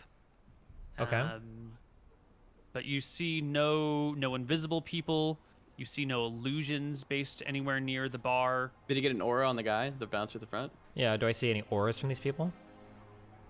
You have to be 9th level to emit one, and neither of the bouncers are emitting auras. Okay. Wow. The murder of crows up top. Does my ring tell me if it's a polymorphed creature or not? It would show people as they truly are. So you would see if the crows were polymorphed, yes, or illusory, and they are neither polymorphed nor illusory. Okay.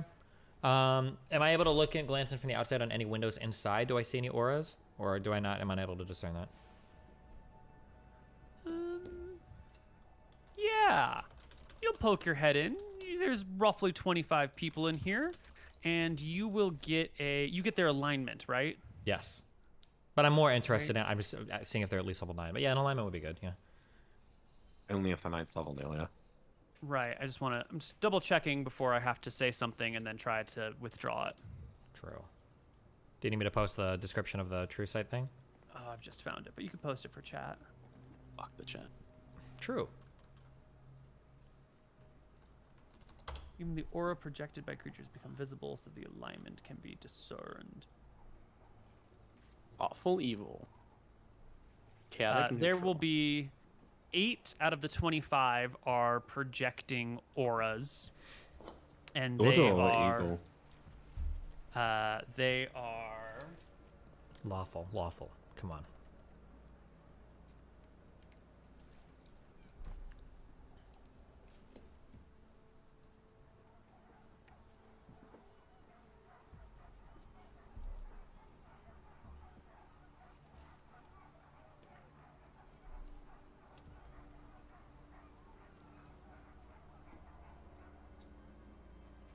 This is a very strong collection of individuals. True.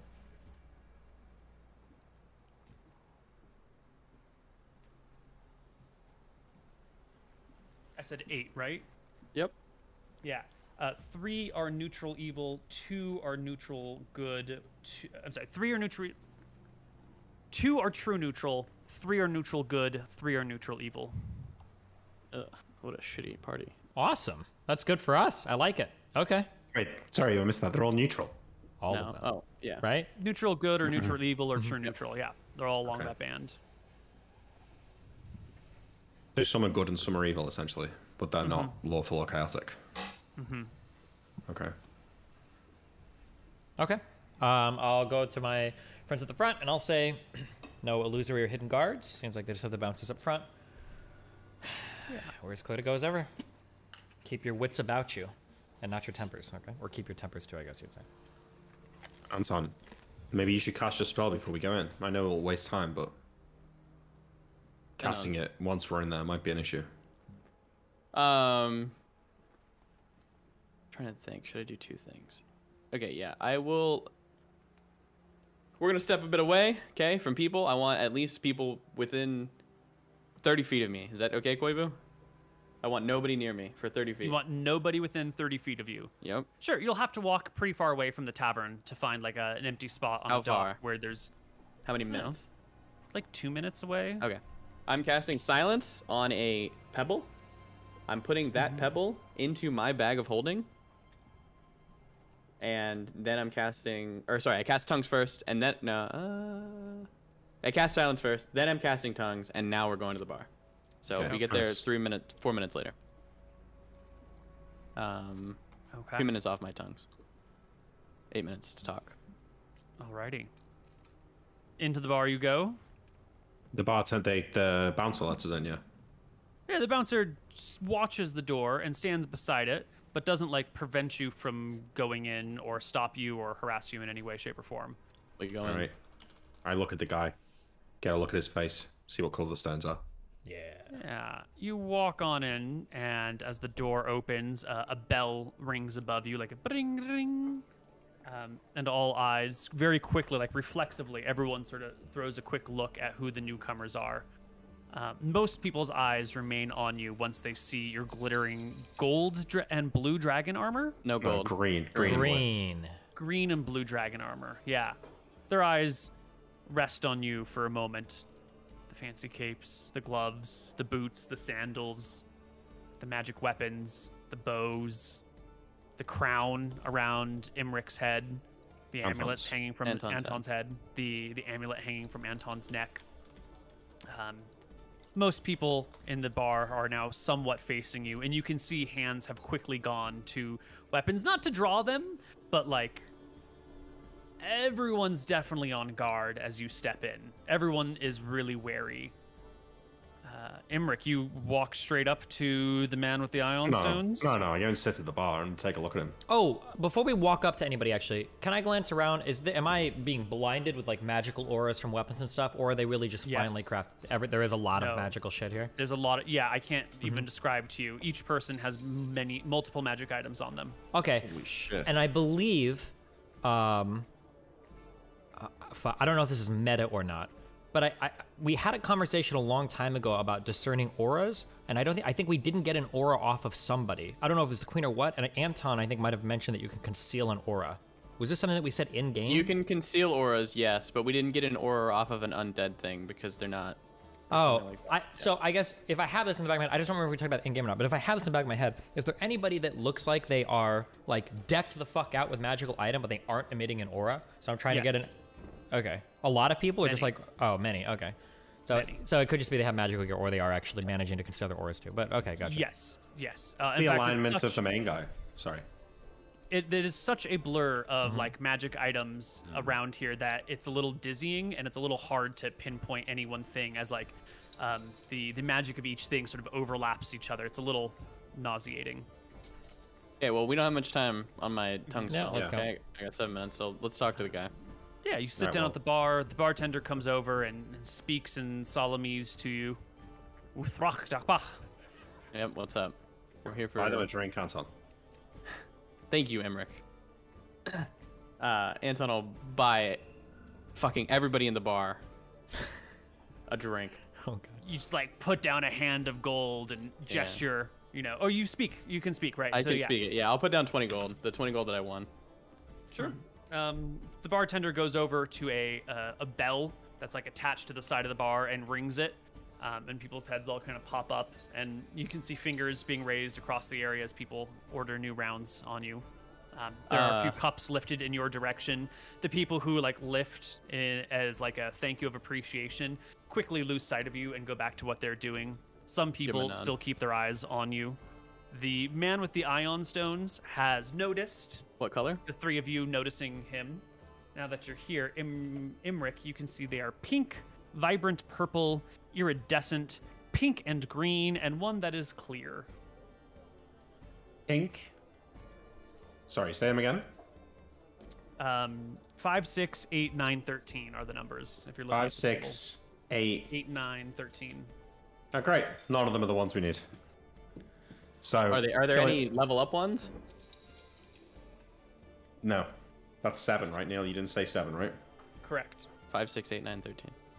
So +1 con, +1 charisma, sustains person without food and water, sustains person without air, and stores 2d6 levels of spells. Wait, these sound awesome, right? Yeah. Yeah, they're still good, but very not the ones we need, though. But yeah, they're very good. Well, he has ion stones. He might know where more are. Let's have a conversation. Yeah, he sees you looking at him, and he looks at you. And when it becomes clear that you're ready to speak, he'll step forward away from the rest of his crew, who keeps his back, but allows 10 feet of distance as they stand near the bar. The man approaches. Yes? My name's Anton McGarry. We're here looking for a very specific brand of ion stones. We're from Arcadia. We're trying to kill the great beast that is a red dragon named Scoria. I and my brothers had noticed your ion stones, so we thought we'd have a word with you. But first, we went and talked to the Veracity people, and they said that we should just come in here and kill all of you. So keep ahead on that. But yeah, we're here to talk about your ion stones and offer trade if you can give us any valuable information or bring us to the lavender one.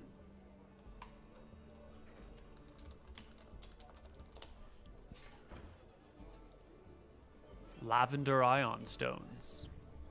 That is correct. Valuable objects indeed.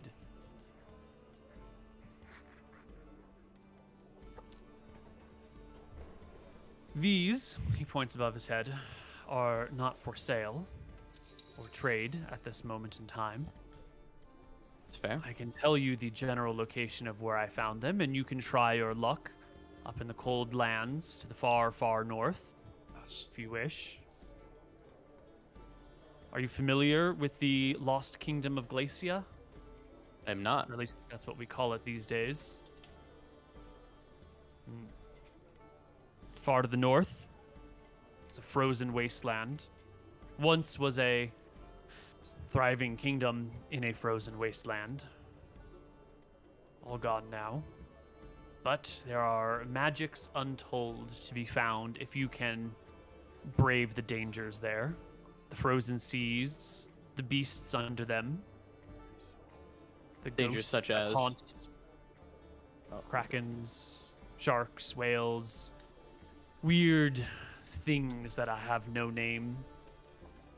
Do you have a Things that feast specific on memory people on magic? of when you were there? He regards you for a moment. I have a great many memories. Well, we're trying to kill the greatest threat to our nation. It is a huge red dragon. It is the biggest one we've ever seen. As you can see, I point to our dragon scale. We've already killed a number of dragons, but this one's on an entirely another level. It would be the greatest thing I could ask, and you would help me out so much if we could perhaps tomorrow see a memory of you being there, so my wizard may teleport us there, and we may look for these lavender ion stones. We are willing to to consent to you reading my memories in any way, shape, or form. I nod. That is fair. It is less about reading memory and more about time pooling a specific event that happened. But that is entirely your right to deny. I'm not here, nor could I point at the bar, force your hand. Your wizard wishes to teleport to the frozen wastelands rather than arrive there by mundane means. I nod. We're kind of on a time crunch.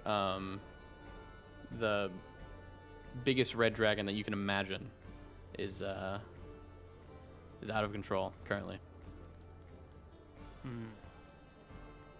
We need this to protect against dispel magic. It's the only thing that we really, I guess, fear at this point from her. We could offer items if you would let us time pool even one memory, or if any of your friends would. Have a seat at the bar. Have yourself a drink. Let me discuss this with my comrades. My tongue spell is going to wear out. If anybody speaks Dracissian, Eridonian, Halfling, or Mystrian, or Akuban, we can continue this conversation. Otherwise, I will need a nap. He waves a hand like, don't worry about it. Okay, cool. I got it. And steps back to his crowd of people and chats with them, leaving the three of you alone. By now, many a drink has been poured. Most of the bar is back to their normal behavior. Of the 25 people or so, aside from that group of 5 that is sort of looking at you, there's only 2 or 3 other people who are still eyeing you from a distance, including some aura-emitting folks. So, drinks, and you can do you translate at this point, Anton, while he walks off? Yeah, I would tell you guys exactly what transpired. So Imre becomes visibly excited at the idea of exploring a long-lost kingdom with untold magics. This is exactly what I hoped for. Perhaps we can find more than the ones we needed. Perhaps we could find untold treasures. This reminds me of when we began adventuring, what, a year or two ago? However long it's been. It has been some time since we've explored the unknown. I told him about the Verasi people, you know, saying that we could just kill them as well. Perhaps they'll seek vengeance. Not sure. I mean, I'm sure they probably figured it out anyway, right? These guys seem pretty smart. You guys made the right call for once. It's big of you to admit it, Anton. I know it must be hard. Be careful, if you gloat too much, he might be seeking vengeance against you next, Imric. I'm sure he already has me marked on his list for some other. And I'll kill either of you. At least wait until our task is complete, brother. Correct. No, our lives will have not been in vain. Wow. I think I forgot about the Elven Lady, Tyrael. You have to die for that. He said this kingdom, it's to the north? He said it's far to the north. He wanted us to take mundane means to travel there, but I'm trying to convince him to let us time pool. Amazing. Our maps are so complete, yet this is Iowan here. This is almost the top border of the map. This place must be beyond any maps that we have in our keep. Correct. We might have to trade something incredible for this. I would probably offer the robe of scintillating colors or something like that. Oof. Surely not. We're not going to be able to trade a fucking +2 sword. I point to literally everybody in the bar. I scratch my head for a moment. We're asking for an image. Yeah, we'll talk to them and we'll see. Maybe if we are able to recover prepared. ironstones, maybe we can bring another one back for them or something. Yeah.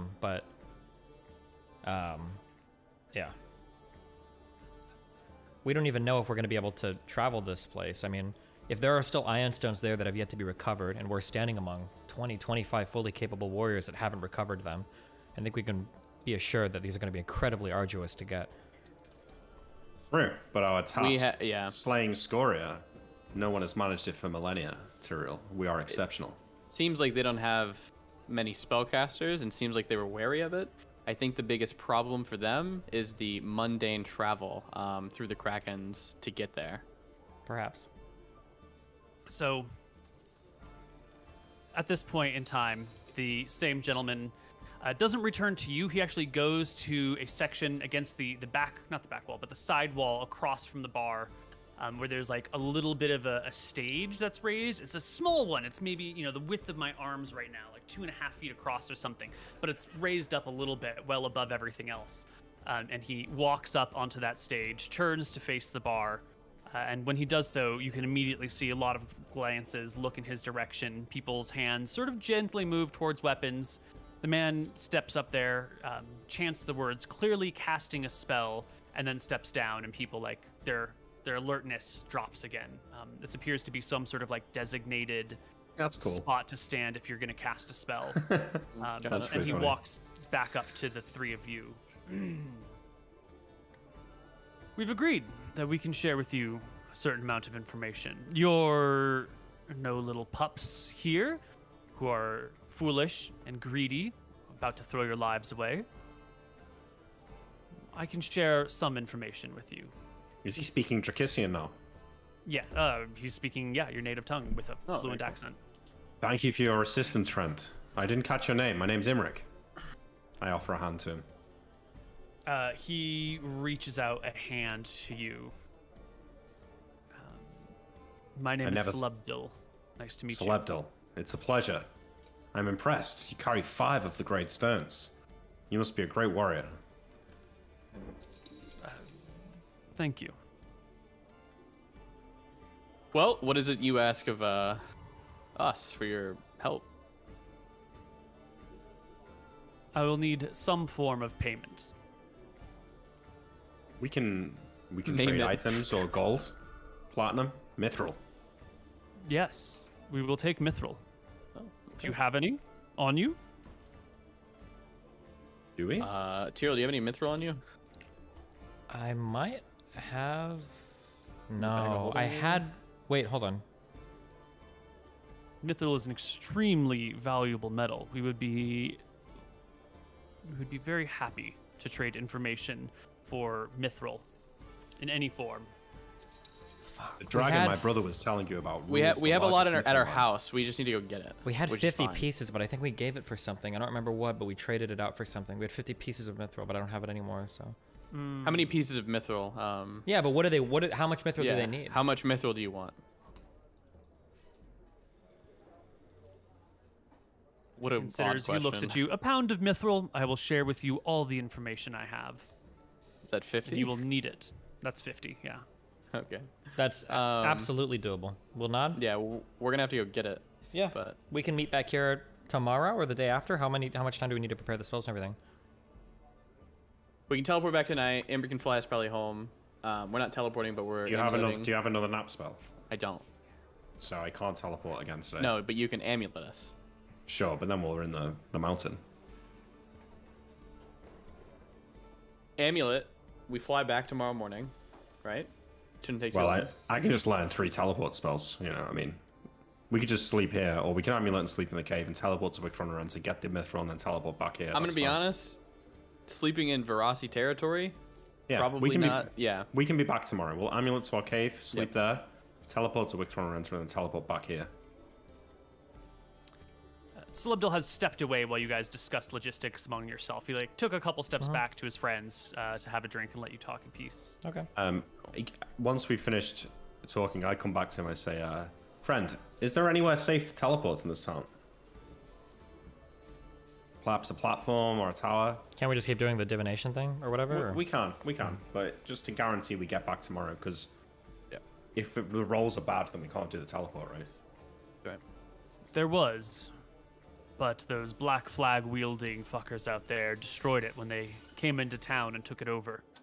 Makes sense. Well, I think we can come back tomorrow with the mithril, but depending on the winds of magic in the area, it may take 1 Day, minute. 2 days. We're here until the spring comes at the least. Go. Fantastic. Well, it's been a pleasure meeting you. Perhaps we'll stay for a drink. While we're talking about trades, we have a broad assortment of magical items. Is there anything that you guys have that you'd be willing to trade? We can trade as well. We already trade away that which we need not. I know. Okay. Sounds good. We will make haste and We'll be see back you here tomorrow. soon on the morrow. Or the next day. Bring the mithril, and I will tell you what you need to know. We'll bring a good amount. All right. no real I'll Wait. clarify that. By tell us, we actually need like a image. He so should my know. He wizard sounds can see intelligent, it. right? He's not gonna scam us. This isn't Well- like a fucking wish scroll or some weird shit, right? Yeah. He should. Yeah. He's cool with that? He said one of You'll his more see- junior team members would be happy to show an image, right? He did not say that. I didn't. Oh, say he that. didn't. Okay. So Not we're gonna clarify this now. You say tell us, but for the magic to work, for us to be able to teleport over there, my wizard does need to see an image. Is it possible, if not from you, that one of your allies? Basically, he'll explain time pool. He'll say it's in a basin. It shows like a memory, and I can also show you, I don't know, your fondest memory as a thank you. It can be a mundane memory. Just you walking in the place. It doesn't have to show anything important. I would be happy to tell you a mundane memory of the location, if that will help your quest. That would work. That works. Yes, As long as you need not read my mind directly. that's correct. Yeah. Fine. Cool. I think it's a pretty mundane thing for you guys to get back to Arcadia and come back. I don't think we need to spend 10 minutes sorting that out. So Cool. All right, cool. So we come let's back the next day. just. I'm gonna do my Yeah. spell list then. That's fine. Yeah, Is it do your mundane to spell. I'm ask just the gonna put queen? us 2 days later. Is there mundane ask queen for 2 pounds of mithril? We have mithril. Do 2 we? pounds. on our party sheet we have mithril. How much? 5,000 pieces. Hell yeah. Let's bring 100 coins then. We'll do 50 for the first information, and we'll say if they can sweeten the deal at all, or if they have any more information or something that might help us. Yeah, another 50 coins. These sound like really good people to be on good terms with, so. For sure, yeah. Good idea, everyone. Okay, take 2 magic. Take 2 of those. All right, I replace Ultravision with Chill Shield. Doing the same shit with Endure Heat and Cold because I think we're gonna need it.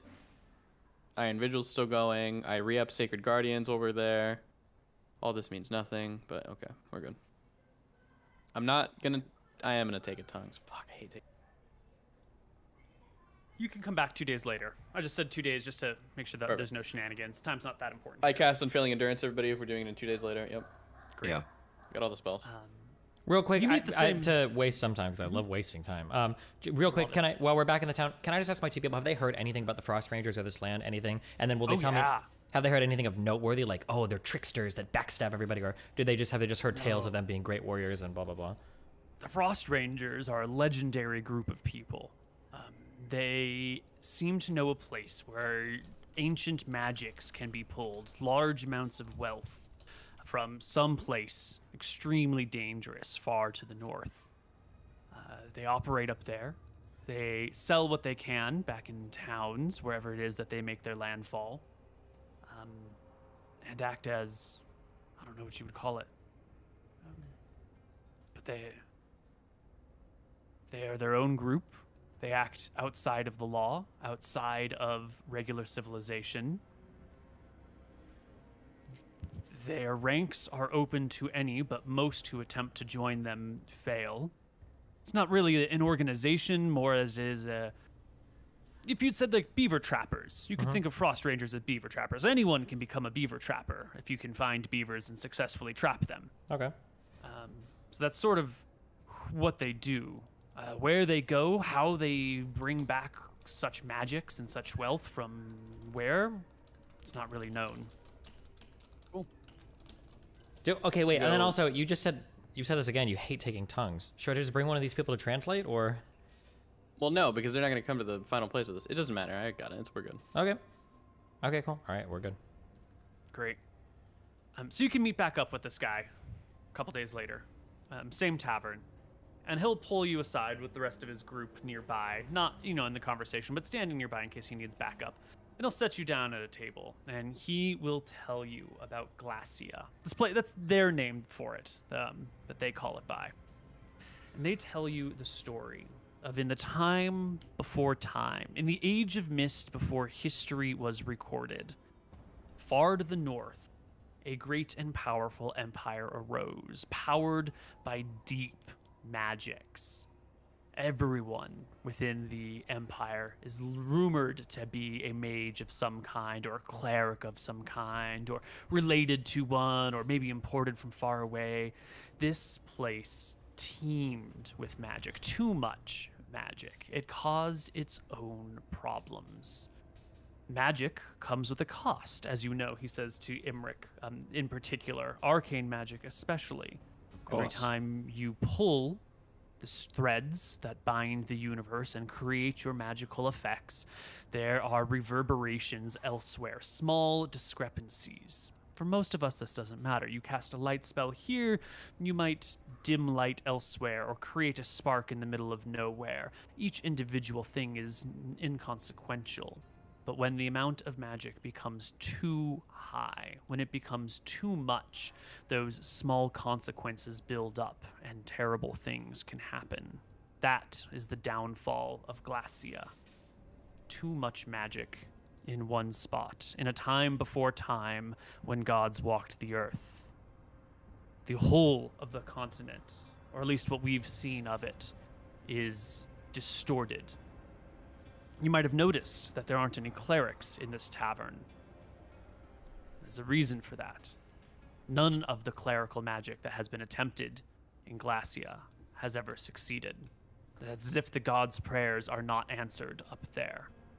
Furthermore, our own spells are prone to failure. I would not teleport to Glacia for all the gold and all the lands of all the world. There's a strong chance that you might never make it. We're okay. Might end up elsewhere. That's why we go by ship. That's why we take the 2 weeks to sail the frozen seas to get there. I can show you a memory from that time, from those places, but I don't think it would help you arrive. Can I ask 2 questions? When you say magic has failed in these lands, Is that restricted to magic cast from a person? Do scrolls and potions or magical artifacts still work in the way that you'd expect them to?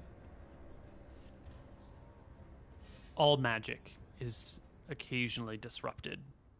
He taps the sword at his side. This blade here, he draws it partially, and you can see it begins to like small flames erupt from the hilt of the blade. These flames flicker, they fade. Sometimes they burst back. Sometimes it's just cold, hard steel. All magic seems to falter in this place. And the creatures that roam there, the creatures that have been breeding in this land of permanent magic and permanent disrupted magic, they are unusual beasts. The whole place is frozen. The citadels, castles, and towns that we find are haunted by the spirits of the dead. Spirits which I have put down myself and have been there the next time. This is a dark and cursed land. And where did you find the stones? Stowed away in some temple? In the lair of a great beast? The treasure room of a forgotten capital city? No. These stones were in a house buried under 3 feet of ice. How did you find them? We found the chimney, poked up a little bit above the ice, and we excavated. We brought picks and axes. We spent 3 days digging down until we could break into the building. And there were specters. We dispatched them as best as we could, pilfered what we could from the home, and left. So it's rare to find even the trace of a building. We're not talking about the ruins of a city here. This entire civilization is buried deep under the ice, and to find even a glimpse is hard to come by. The towns on the coast, the one at which we arrive, is mostly uncovered and entirely looted by this point. But deeper inland, where my brethren, he says, gesturing to the people around him, have not been able to reach, not in 100 years, there's still untold treasures back there. We've tried to scry into the distant lands, and we have gotten mixed results. Sometimes we scry directly ahead of us, and what we see is true.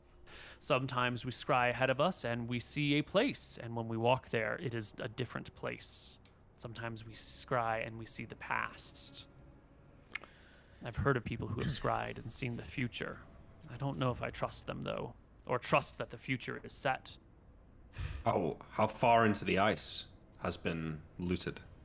How far must we travel? I have gone inland 50 miles. Okay. And your friends? I point to the...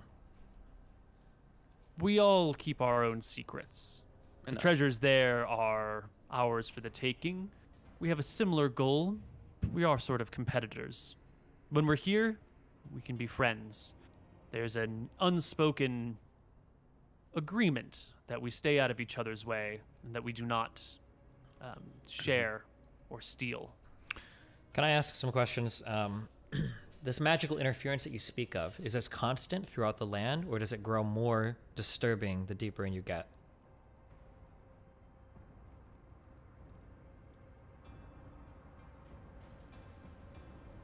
I feel, without statistical analysis or true proof, but my gut tells me that the deeper you go, the more the disruption is. That said, I wouldn't even teleport to the edge. I understand. There's been talks of mooring a ship 100 miles off coast to make it easier to get to.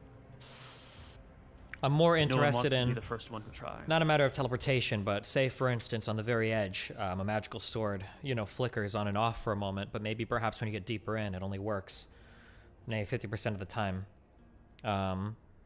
Is it consistent? Maybe we could use a lightstone or something like that as an indicator as to when the magical energies are He shakes corrupted. his head. Each thing on its own is impacted. It's not a blanket on-off everywhere. It is How strange. Okay. I and my companion may both cast magic missile at the same 3-mouthed bear charging at us, and my missiles may fire and my allies may not. Have you ever had any items, any magical items or potions or scrolls permanently dispelled upon leaving the lands? No.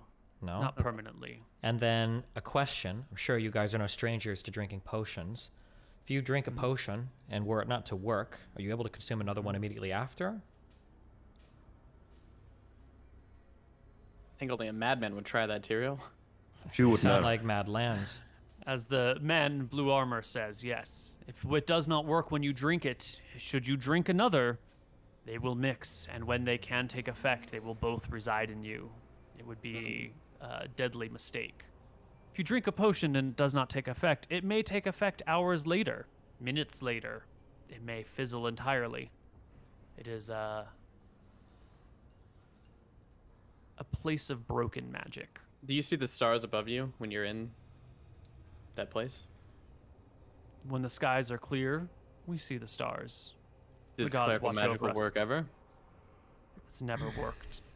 We have our ways of determining the outcome of teleportation, but should it fail, or should it prove too risky, how much would it cost us to have you aid us in passage there? Those that sail the ships may take you. I myself would not like to. You could book passage for 400 gold, Okay. 500. We something like know, and that. we say, we did bring an extra pound of mithril with us. If you were to give us any more, maybe pointed information about the direction in which we may head to discover any of the magical items there. We might even be willing to share some with you on our way back. Obviously, we make no guarantees, but we have a great, obviously, number of many items you can see. I'm sure you do as well. He points to one of the brothers. This man has said you're specifically looking for lavender ion stones. That's true. That is what we're looking for, but we may come across something else that catches our eye as well. Sounds like you've done your share of treasure digging, and I'm sure you've come across stuff that you didn't know you needed until you found it. That is why we Great are wealth here. to be pulled out of the continent. Okay. I don't know how you will find one desired item in all the land. Althara will guide us. We I shrug. highly doubt that. Based on what you said earlier, it almost sounds, and then I look to Anton, it almost sounds as though he's saying divination won't aid us here, or we won't be able to get any answers from the gods. Perhaps we won't. I will have a talk with Velthara and see if she has any guidance. I might be able to ask of her one huge thing as well, this is a story for another time. Okay. We will find the lavender iron stones. The fate of our kingdom, our whole continent rests on it. How long will you wander the lands? As long as we need to. Perhaps long enough that when we come back, we could be made Frost Rangers in our own right. Yes? He shrugs. That is a title for the lesser people to worry about. We're not too concerned ourselves with words. Nice. They're too cool for it. Okay. I none. Do you have any other Perhaps, questions? perhaps one of your own would accompany us as a guide. We could, We could probably pay someone, Imric. I don't think that he's not the leader. It seems that they're a I tribe of understand. friends. Someone who's been there before. You mentioned the younger members of your group are maybe a bit more foolhardy. Like I said, we're looking for a specific item. Obviously, Imric, just stand up and ask. we would want we would want some of what we find, but chances are we could find things that we could share. I mean, we can just make an announcement to the bar, ask him to do so. Yeah, Would anybody Anton will accompany us stand up for and ask? a Yeah. pound of Yeah. mithril? We're looking for somebody to accompany us to the Frostlands. You'll get a share of the loot and a pound of mithril to even just take us there. What say you? Anybody? One person stands up and walks in your direction. Do they Well. administer an aura?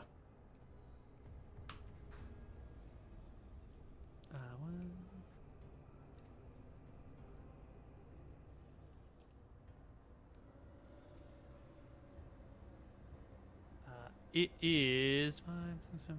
It is a halfling male. Of course it is. Yeah. Did they miss Short little guy. He's like 3 foot tall, 47 pounds. You know, Is he maybe decked? in his early 30s. Is the aura vibing? There's no aura being Okay, emitted this by guy's this cringe. person. But there is some magical gear on the halfling as they trot over in your direction. Hello. Well, do you think it would You be need a blocked? guide? Have you been there before? I guess I translate have. through Anton here. Yeah. And you've found remnants of the ancient civilization? I have. You know where to look? I do. Would you be willing to teleport with us if Fuck off! And he turns around and starts to walk away. Okay, I look to the other two and I say, it sounds as though if we want to make it deep into these lands, we'll be going where no one has ventured before. I'm not too sure how much any of these can help us. It sounds like we just I need think- to... Well, you heard what he said. The cities are buried beneath the ice. We could be digging for decades. I before think we this find is anything. I think this is a task that we bring our followers on. I was like going to our- say that our when we big do this, guys. we're probably Yeah. going to set up, we're going to set up a whole expedition for this. Because Yeah. we're going to Oh. need to bring a whole bunch of non-magical stuff. We're going to need to bring like food and water. Well, you can bring your magical stuff. It just turns non-magical. I understand, yes, but I don't want to yeah, be in a we need food situation and where we're water, going to yeah. die on a fucking die roll because our shit doesn't work. So we're going to bring food and water. We're going to bring people. Like, if we're getting food and water from the Cloak of Plenty and something happens... No, then no, no, no. it's- I understand that. I just thought you meant like like non-magical swords or whatever. No, not that shit. Our swords will I still understand work. that. Yep. Yep, we need food and water. Yep. And Amazing. Anton needs to talk to his gods. So we're gonna bring all of our high-level soldiers for this. Yeah. Our Well, followers. I was thinking of all my followers. I don't know if we can bring our...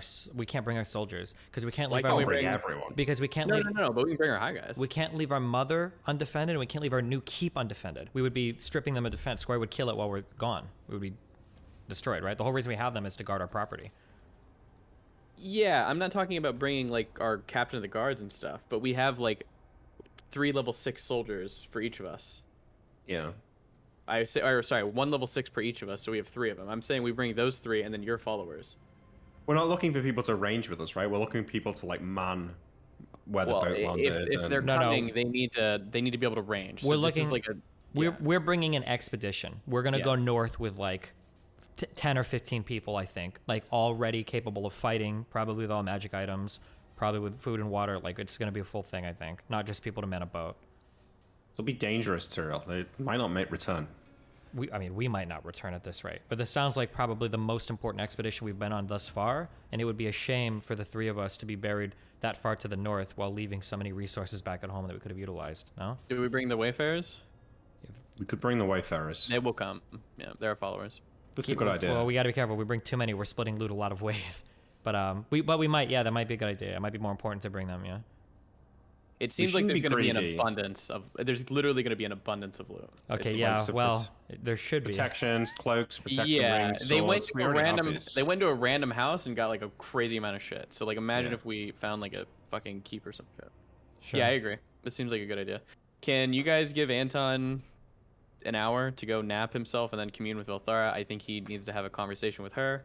I think I have plenty of he's- time if you want, yeah. Yeah, he's Yeah. basically gonna see and ask if she knows anything about it, and if she doesn't, and if she does, and she says like, "Well, you're kind of fucked," he's gonna ask her if she can like move her star to directly that spot, so kind of fucking over all the other Velkathar clerics. But yeah, Anton will find a place that he can nap. Can we, before we do this, are there any other questions you think that we might be able to ask? So questions that you would have about this area, or... I think before we Wells. do that, we're gonna come back here next week before we set off. I think we should Yeah. get all of our good questions like in a document for us to ask them. Okay. One question that is important. How have you taken bags of holding with you? There. What happens? Don't do it, Koibu. I assume they just cut off; they don't spill out. That's what we've been kind of doing. But yeah. I brought a bag of holding once. I'd found it for sale here by another Frost Ranger when I was a young man. Don't do it, Koibu. Think about what do you're it. doing. I Think loaded about what you're saying, my Koibu. food and water in it. Took it up to the Frostlands. For 3 days, it worked fine. Pulled out my stuff as needed, ate, drank. The 4th day, 30 miles from shore, which doesn't sound like a great deal, but when you can only manage 5 or 6 miles a day, it's problematic. I reached into my bag and found it an empty, ordinary bag. I checked it again later that day. Empty, ordinary bag. It's okay, you can go without food for a little while, and there's plenty of snow to melt around. Tried to cast Burning Hands to make myself some water. It fizzled and failed on me. That's fine. We had matches and some wood that we had brought with us, because there's not much wood, especially in the areas close to shore. It's already been burned by rangers for centuries now. Made a little fire, melted some water, was able to drink. The bag of holding was empty the next day. The day after that, the day after that. Had to return to shore. Brought it back here to Iowon. Still empty. I have no idea where it emptied out to. I don't know if that section of space was closed off, but here, it opened indefinitely again. I was able to fill and pull from it. But what was in it when I was there, 30 miles from shore? Gone for all time. Okay, hear me out. We're going to shrink Emmerich, put him in a bag of holding, wander north until he disappears. When he spills out, he's going to be surrounded by so many riches, and then you grab it all and use the amulet to teleport back home. Oh my god. We've broken the whole campaign. We did it. Assuming they all go to the same place, right? Uh-huh. Yeah, Anton's gonna find a place to nap. Is there like a sleeping spot in the bar? Ooh, all right. No, there's a lot to a think inn about here. in town, though. We'll go to the inn. Yeah. Anton goes to the inn. He naps himself. He wakes up. He's in his inn room. He paid for it. He cuts himself. He does the big Velthara V with his blood. And Getting he's blood going... all over the in-room floors. That's what it is, you know? What are you gonna do? Yeah. And he's gonna cast Commune. And he needs to have a big talk with Velthara. Well, she's here. She's always here. She's been here since before time. She's waiting for you, Anton. Velthara, I come to ask you about a few things. We're gonna be making our way. I give her the name of the Frostlands that we're going to. What is it called again? Glacia. Glacia. We're gonna be going to Glacia in search for lavender ion stones and other magics to help us defeat Scoria and to help me further my cause with you. I have been told that clerical magic doesn't work up there. Is there any guidance you can hand me?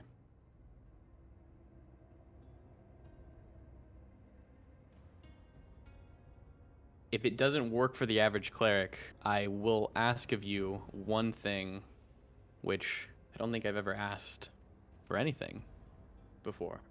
But would it be possible for you to put yourself above Glacia and cast aside all the other clerics for the time being while we're there, so that we may range the lands and I may get as many riches for you as possible?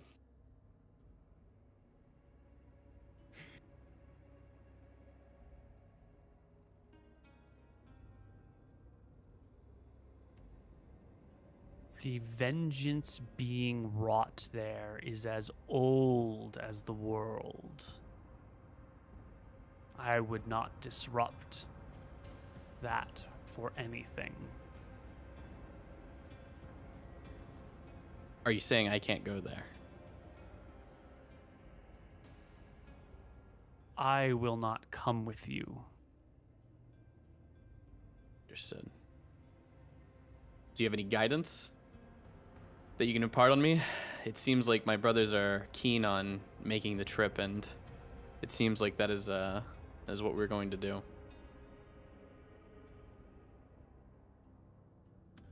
You get a sense that she has some guidance to give you, but she wants a token of your fealty. Something in exchange. I was about to bring up something, actually. Yeah. Yeah. So if I get that, he's going to go into the... I've been thinking a lot, and it seems that these dragon slaying weapons, the dragons are going to come after them, These are a great tool of vengeance. After we kill Scoria, I will be sacrificing all 3 weapons to you, and then you can take them and hand them out as you please whenever a dragon gets out of line. It seems like they will be safest and most equipped in your hands. You said 3. There are 4 weapons. Did you mean to say 4? I meant to say 4. I'm sorry. Okay. Cool. I forgot that there was 4. So you're offering her all 4 weapons in the distant future should you survive this and should you survive Scoria. That is correct, because I think that she's actually the best person to hand those out. It's a very astute observation.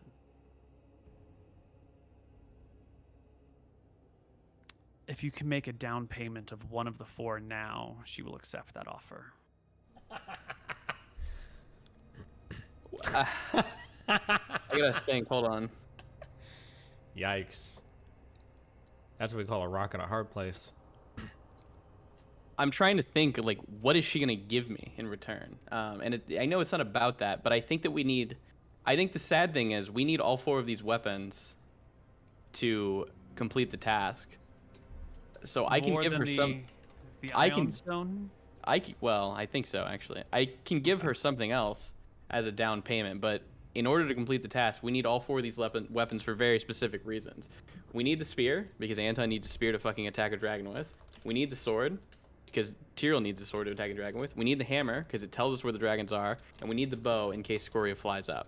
So Anton, he's not trying to, fuck her over, but he's going to offer her something else that he owns.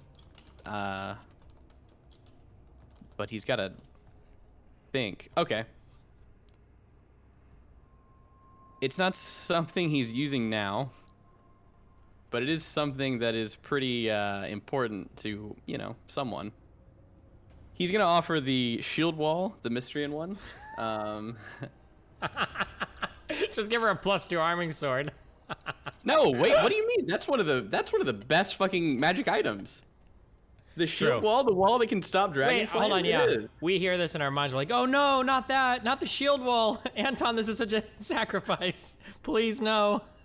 I'm trying to think of what Anton has on his character sheet, and he has the magic shield wall. That's what he can offer. She's asking for like a real sacrifice. Like something. Give up another point of charisma.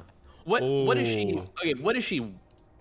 Or an eye or something. Give me an offer. Like, She's don't make me. She doesn't need anything, right? This is a token of your fealty, like a token of, I am going to give up something that I care and value and want and need in order to show my deference and respect. All right, here's the deal. I am at 12 points of charisma. I think Anton, he already is the most charismatic person. He's gonna offer 6 points. What? What? Yeah, that's what he's gonna offer, Koibu. Because he doesn't need charisma. He just needs to be Velthara's chosen. Well, you say you do need it because it's supposed to be a real sacrifice, not your dumb stuff or whatever. This is what she's gonna get. I mean, 6 points of half your charisma, half your ability to command people's presence, half your ability to command respect, to really be able. He doesn't need that anymore. Where he's going after this campaign. Yeah. Right. No, that's a very good point. Velthara will take that offer. Tell me, charisma is a non-physical stat, right? Yeah. It's sort of like the way you view people, the way people view you. There is a certain amount of physical aspect to it, like your physical presence. But you can't drain 6 points of charisma without it taking a toll. I think on your body. Anton is going to be more muted, less emotions, and more quick to vengeance. He's kind of giving up the charisma of being able to maybe see both sides and the justice side, and this is probably going to turn him more towards what Velthara actually wants him to be, which is vengeance, vengeance, vengeance, and which is what he's planning on doing after the campaig's up. Excellent. Wait, perhaps the other side of his face becomes scarred. What do we roll for the sacrifice? What was 1d6 + 2 charisma? Whoever wants to roll for it, I'm down to roll. But what is the the physical toll that it'll take on your body to be permanently altered in this way, shape, and form. Can you do that? Because I don't really know how to. I don't really know to envision that. I'm cool with you throwing some flavor on that. Make him smelly. Don't make his voice changes to really like whiny and just really annoying and like off-putting to hear. No. I am the chosen clerk of Velthara. Don't make him a badass, okay, Koibu? Give him something cool. There's no point in, doing that. That doesn't serve her purpose in any way, shape, or form. Wait, it should be scars, right? Half his face is scarred. It should be his whole body is like covered in burn marks now. And literally, people are horrified. You know what? If your charisma is so low, sometimes there are people where when you see them, they just suck the energy out of the room. Maybe just being within like a certain foot, like radius of Anton just makes you a little bit uneasy. It puts you a little bit on edge. Maybe it makes you more quick to scare. Maybe it gives you higher checks on like alertness or danger because you're automatically set on edge or something. I don't know, maybe like that. So you'd have a harder time catching people by surprise or having conversations, even if you're not trying to convince somebody of something. Maybe I don't know, somebody like 6 charisma or something. He could just be like if you want to change his voice, like speaking slower. All dogs will bark at him when they see him walking by. Crows will fly away. Cool. Crows, like the birds and shit, like fuck off. I'd be cool with that. If he stands in one spot too much, plants will start to die around him.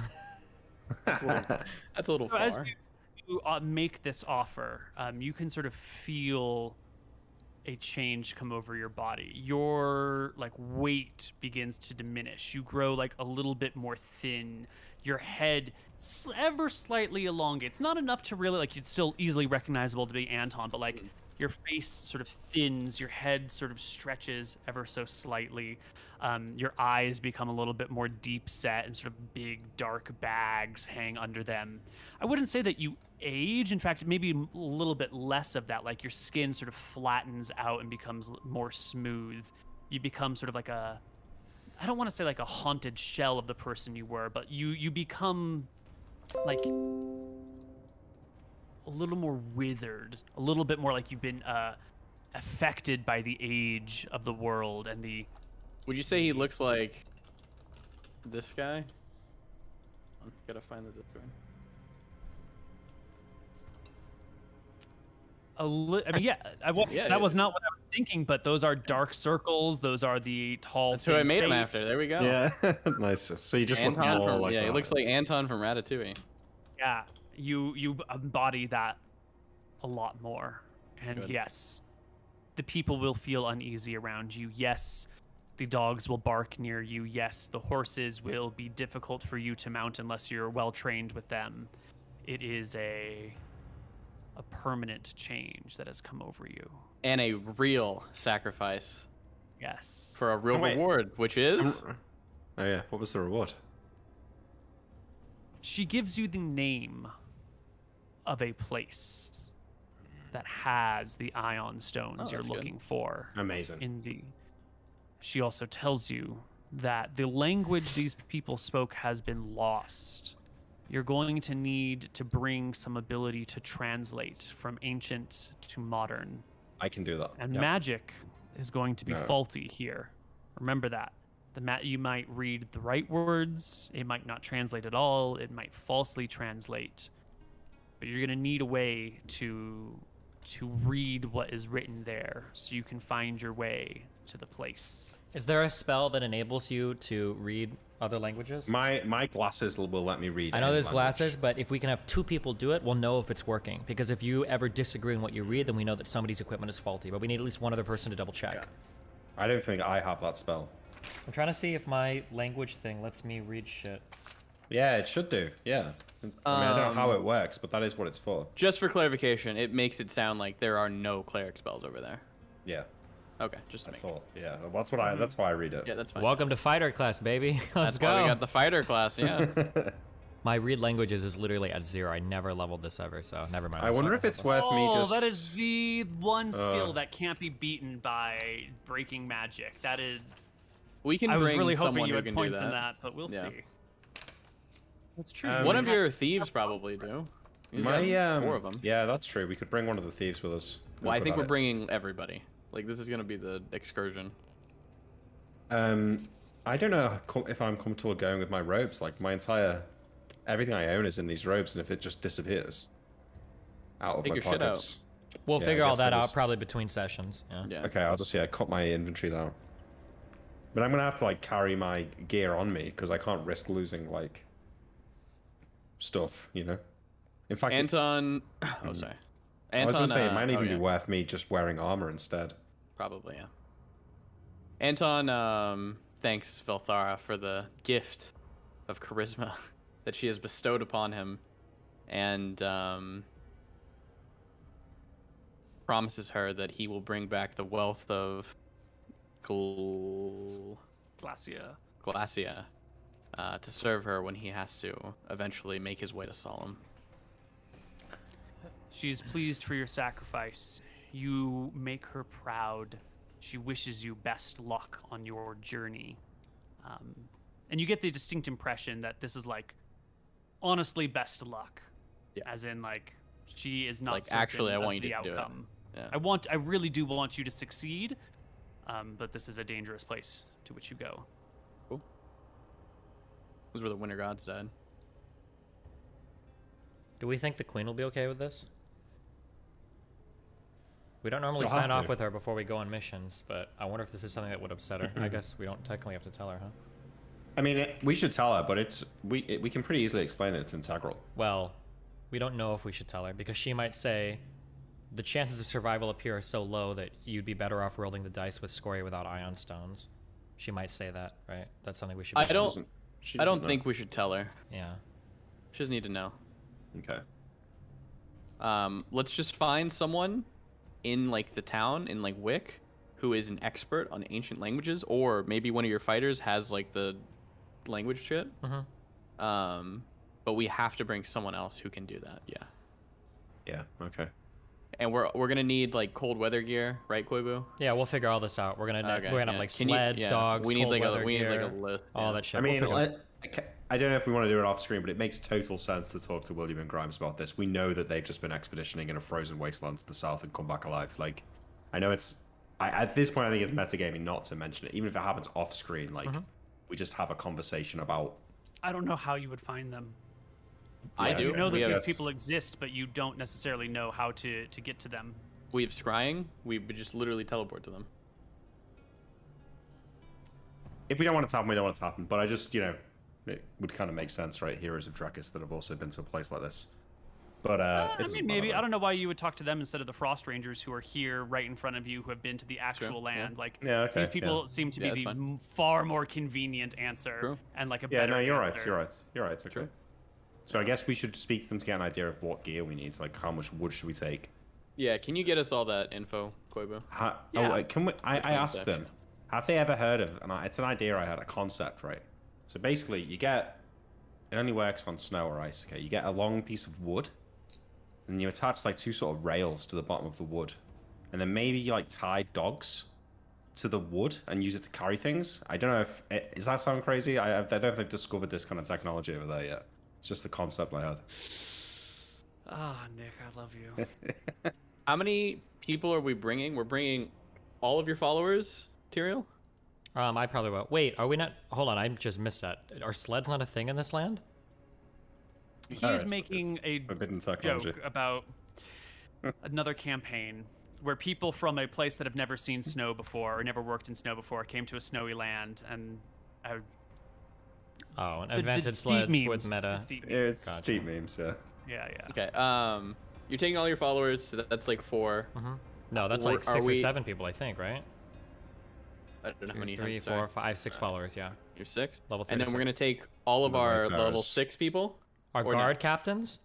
No. We have captains of the guards, and then we have our like warriors that were given to us that are all level 6. What, can we talk about that? I don't remember this. Was this just because we got our fighter level high enough, or? Yeah, when Yeah, you get to a yeah. certain level as a fighter, you attract followers, and we talked about the swordsmen and the bowmen that you would be getting, and then you each got a leveled person to lead your followers who joined you from fighter level. So you've got the people you've hired and employed to guard your household, and then you've got the like generals is too strong of a word, but captains of your small army that are coming together and forming. Okay, so how much of like an army do we have? Oh, how many men do we really need? Like, do we really want like 30 hangs-on here? Okay, we're talking about fighting weird fucking creatures with magical weapons that may or may not work, and we're gonna be here for many days. I think we want to bring 15 to like 15 people of like level. Yeah. So like his followers, us, the Wayfarers, and I think we should bring our 3, and then I have a 3rd level captain, or I have a 3rd level extra one. We should bring our 3 level 6 fighters as well. Yeah, don't bring a 3rd level guy. That's just suicide. 6th Really? level, okay. I think so. Yeah. I mean, the guy's gonna have. We'll 13 health. We can talk all about we it. can talk about that later. That's fine. Yeah. Okay, so I just wanted to get that out there. Okay, cool. We'll get you the write-up on who we're bringing, so you can tell us exactly all the supplies that we need, and everybody needs to be kitted and get some questions for the Frost Rangers. We'll write up as well. Okay, cool. And the supplies you need are going to be sort of based on how you want to approach this stuff. Are you going to like hang around? Are you going to make a base camp that you go out to and then come back from and sort of explore the area, or is this like pack everything together and do one run and try and get there all at one time? Like the approach that you take will dictate the gear that you need. I think we'll have to talk about that. Yeah, we'll talk about that. We'll talk. Okay. We'll have it ready for next week. We want to bring the 2 of the people who have been there, so we need to offer more money for like the people. Are you both cool with that? Yeah. We need to bring 2 what? I think we should bring Frost Rangers who've already been there. Oh yeah, so maybe. I think we should offer like whatever, 10 mithril or something, or 10 pounds. Maybe, yeah. Each 5 gets each. Yeah. Okay, cool.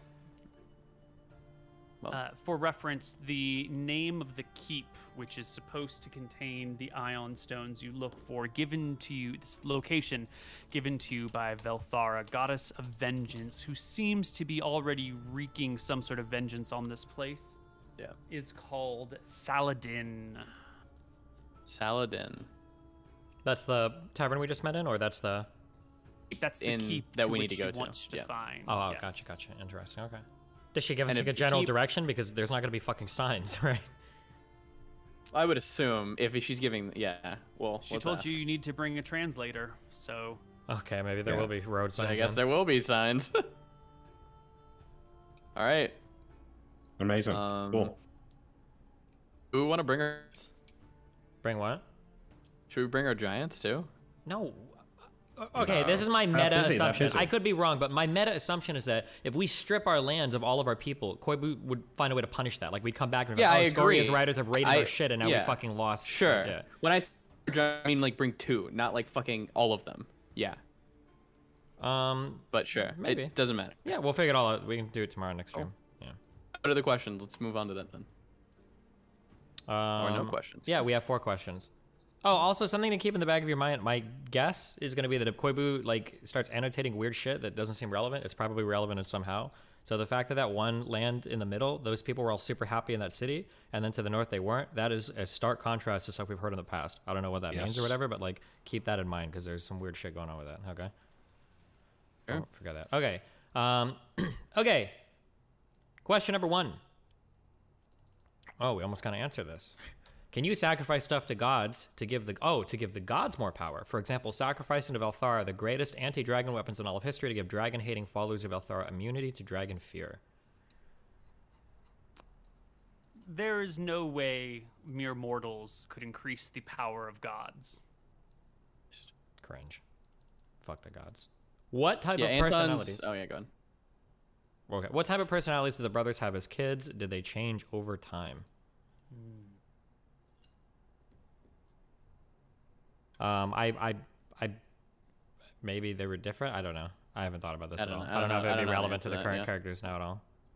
I talked a little bit about that before with the Imric's party sort of carefree attitude and how that's changed with the weight of the responsibility that's been put on him over the last couple of years. I'd say the only change for Tyrael was that initially, like, doing all of the roguish stuff with the uncle was like very fun and carefree, and that was awesome. But then as he got older and he saw how much like people looked down upon it, then it kind of took on a different, like a darker tone. It's like, oh fuck, this wasn't cool. We were just thieves and losers, basically. Yeah. Anton kind of learned structure, I guess, in the church. Could you describe what the ideal breakfast your characters would choose to eat? Emmerich. You're just asking me what my ideal breakfast is, aren't you? No, what are for your characters? I think it's like a breakfast burrito. That's what I want to eat right now. That's what it is. I think Anton would just eat like a full English breakfast. Seems Nice. about right. Yeah. Good show. Black pudding on the full English. Yeah, Anton Mate. would eat it, sure. You need to say yes. Yeah, good answer. Terry would fill his mug to the brim with a good whey isolate protein shake so that he's just ready to go, building muscles all the time, not eating unnecessary fats or nasty stuff, just absolutely what his body needs to go. Find that answer offensive. Next one. Question for Koibu. For your players in this show, as well as Sean, Ryan, Faye, and Greg, which of their characters have you enjoyed playing with the most? Jesus. Wait, say that again? Can you repeat this? Question for Koibu. For your players in this show, as well as Sean, Ryan, Faye, and Greg, which of their characters have you enjoyed playing with the most? You get a question like this every week now, and every week you're like, yeah. "Oh, I like all my players the same." I love all my children equally. Okay, let me mediate here, okay? Let me rephrase the question a little bit. When you play with player characters, like what are certain types of like attitudes or scenarios that you enjoy the most going through, I guess? I enjoy characters or it's hard to people who or characters who help set direction on their own, who have a plan and a direction and aren't just reactionary, are more enjoyable and more fun. Like the more you say, this is what I want to do, and I'm like, well, that's really hard. It'd be difficult to go there, and you're like, no, fuck that. I don't care if it's hard. I want to do this. That's the fun stuff for me. Like when Anton says, dear Velthara, I blow my magic work up there, and Velthara's like, lol, no, haha, no magic. And Anton's like, okay, what if I sacrifice my dragon weapons and half of my charisma right now? Will you give me at least a little shred? That shit? That's good. Players setting their own direction, making sacrifices, players like taking on burdens or responsibilities because it furthers their own ambition is nice. That is the thing that drives good campaigns. Gotcha. Okay. All right. Well, which player character does that the most? No, I'm just kidding. Okay. Well, hey, I think we should be back next week. Yeah. It sounds like we're not going to get everything done next week. I would imagine that is the case, unless we die very quickly. Hopefully we can get all of the pre-planning done like this week before so the we can do the expedition. The reason why I ask is for the week after we have a Thanksgiving week on the 25th. Should we? I think it's probably best to just axe that week. Yeah, I don't think I can be there for that week. Yeah. Yeah, because there's stuff going on and everything for travel. So we're probably just gonna miss that one. So yeah. Okay. Yep. Cool. Okay. Well, in that case, we'll be back next week, normal time. Yeah. Have fun. That's See you it. guys later. Peace out. Thanks, guys. Up. Bye-bye. Bye.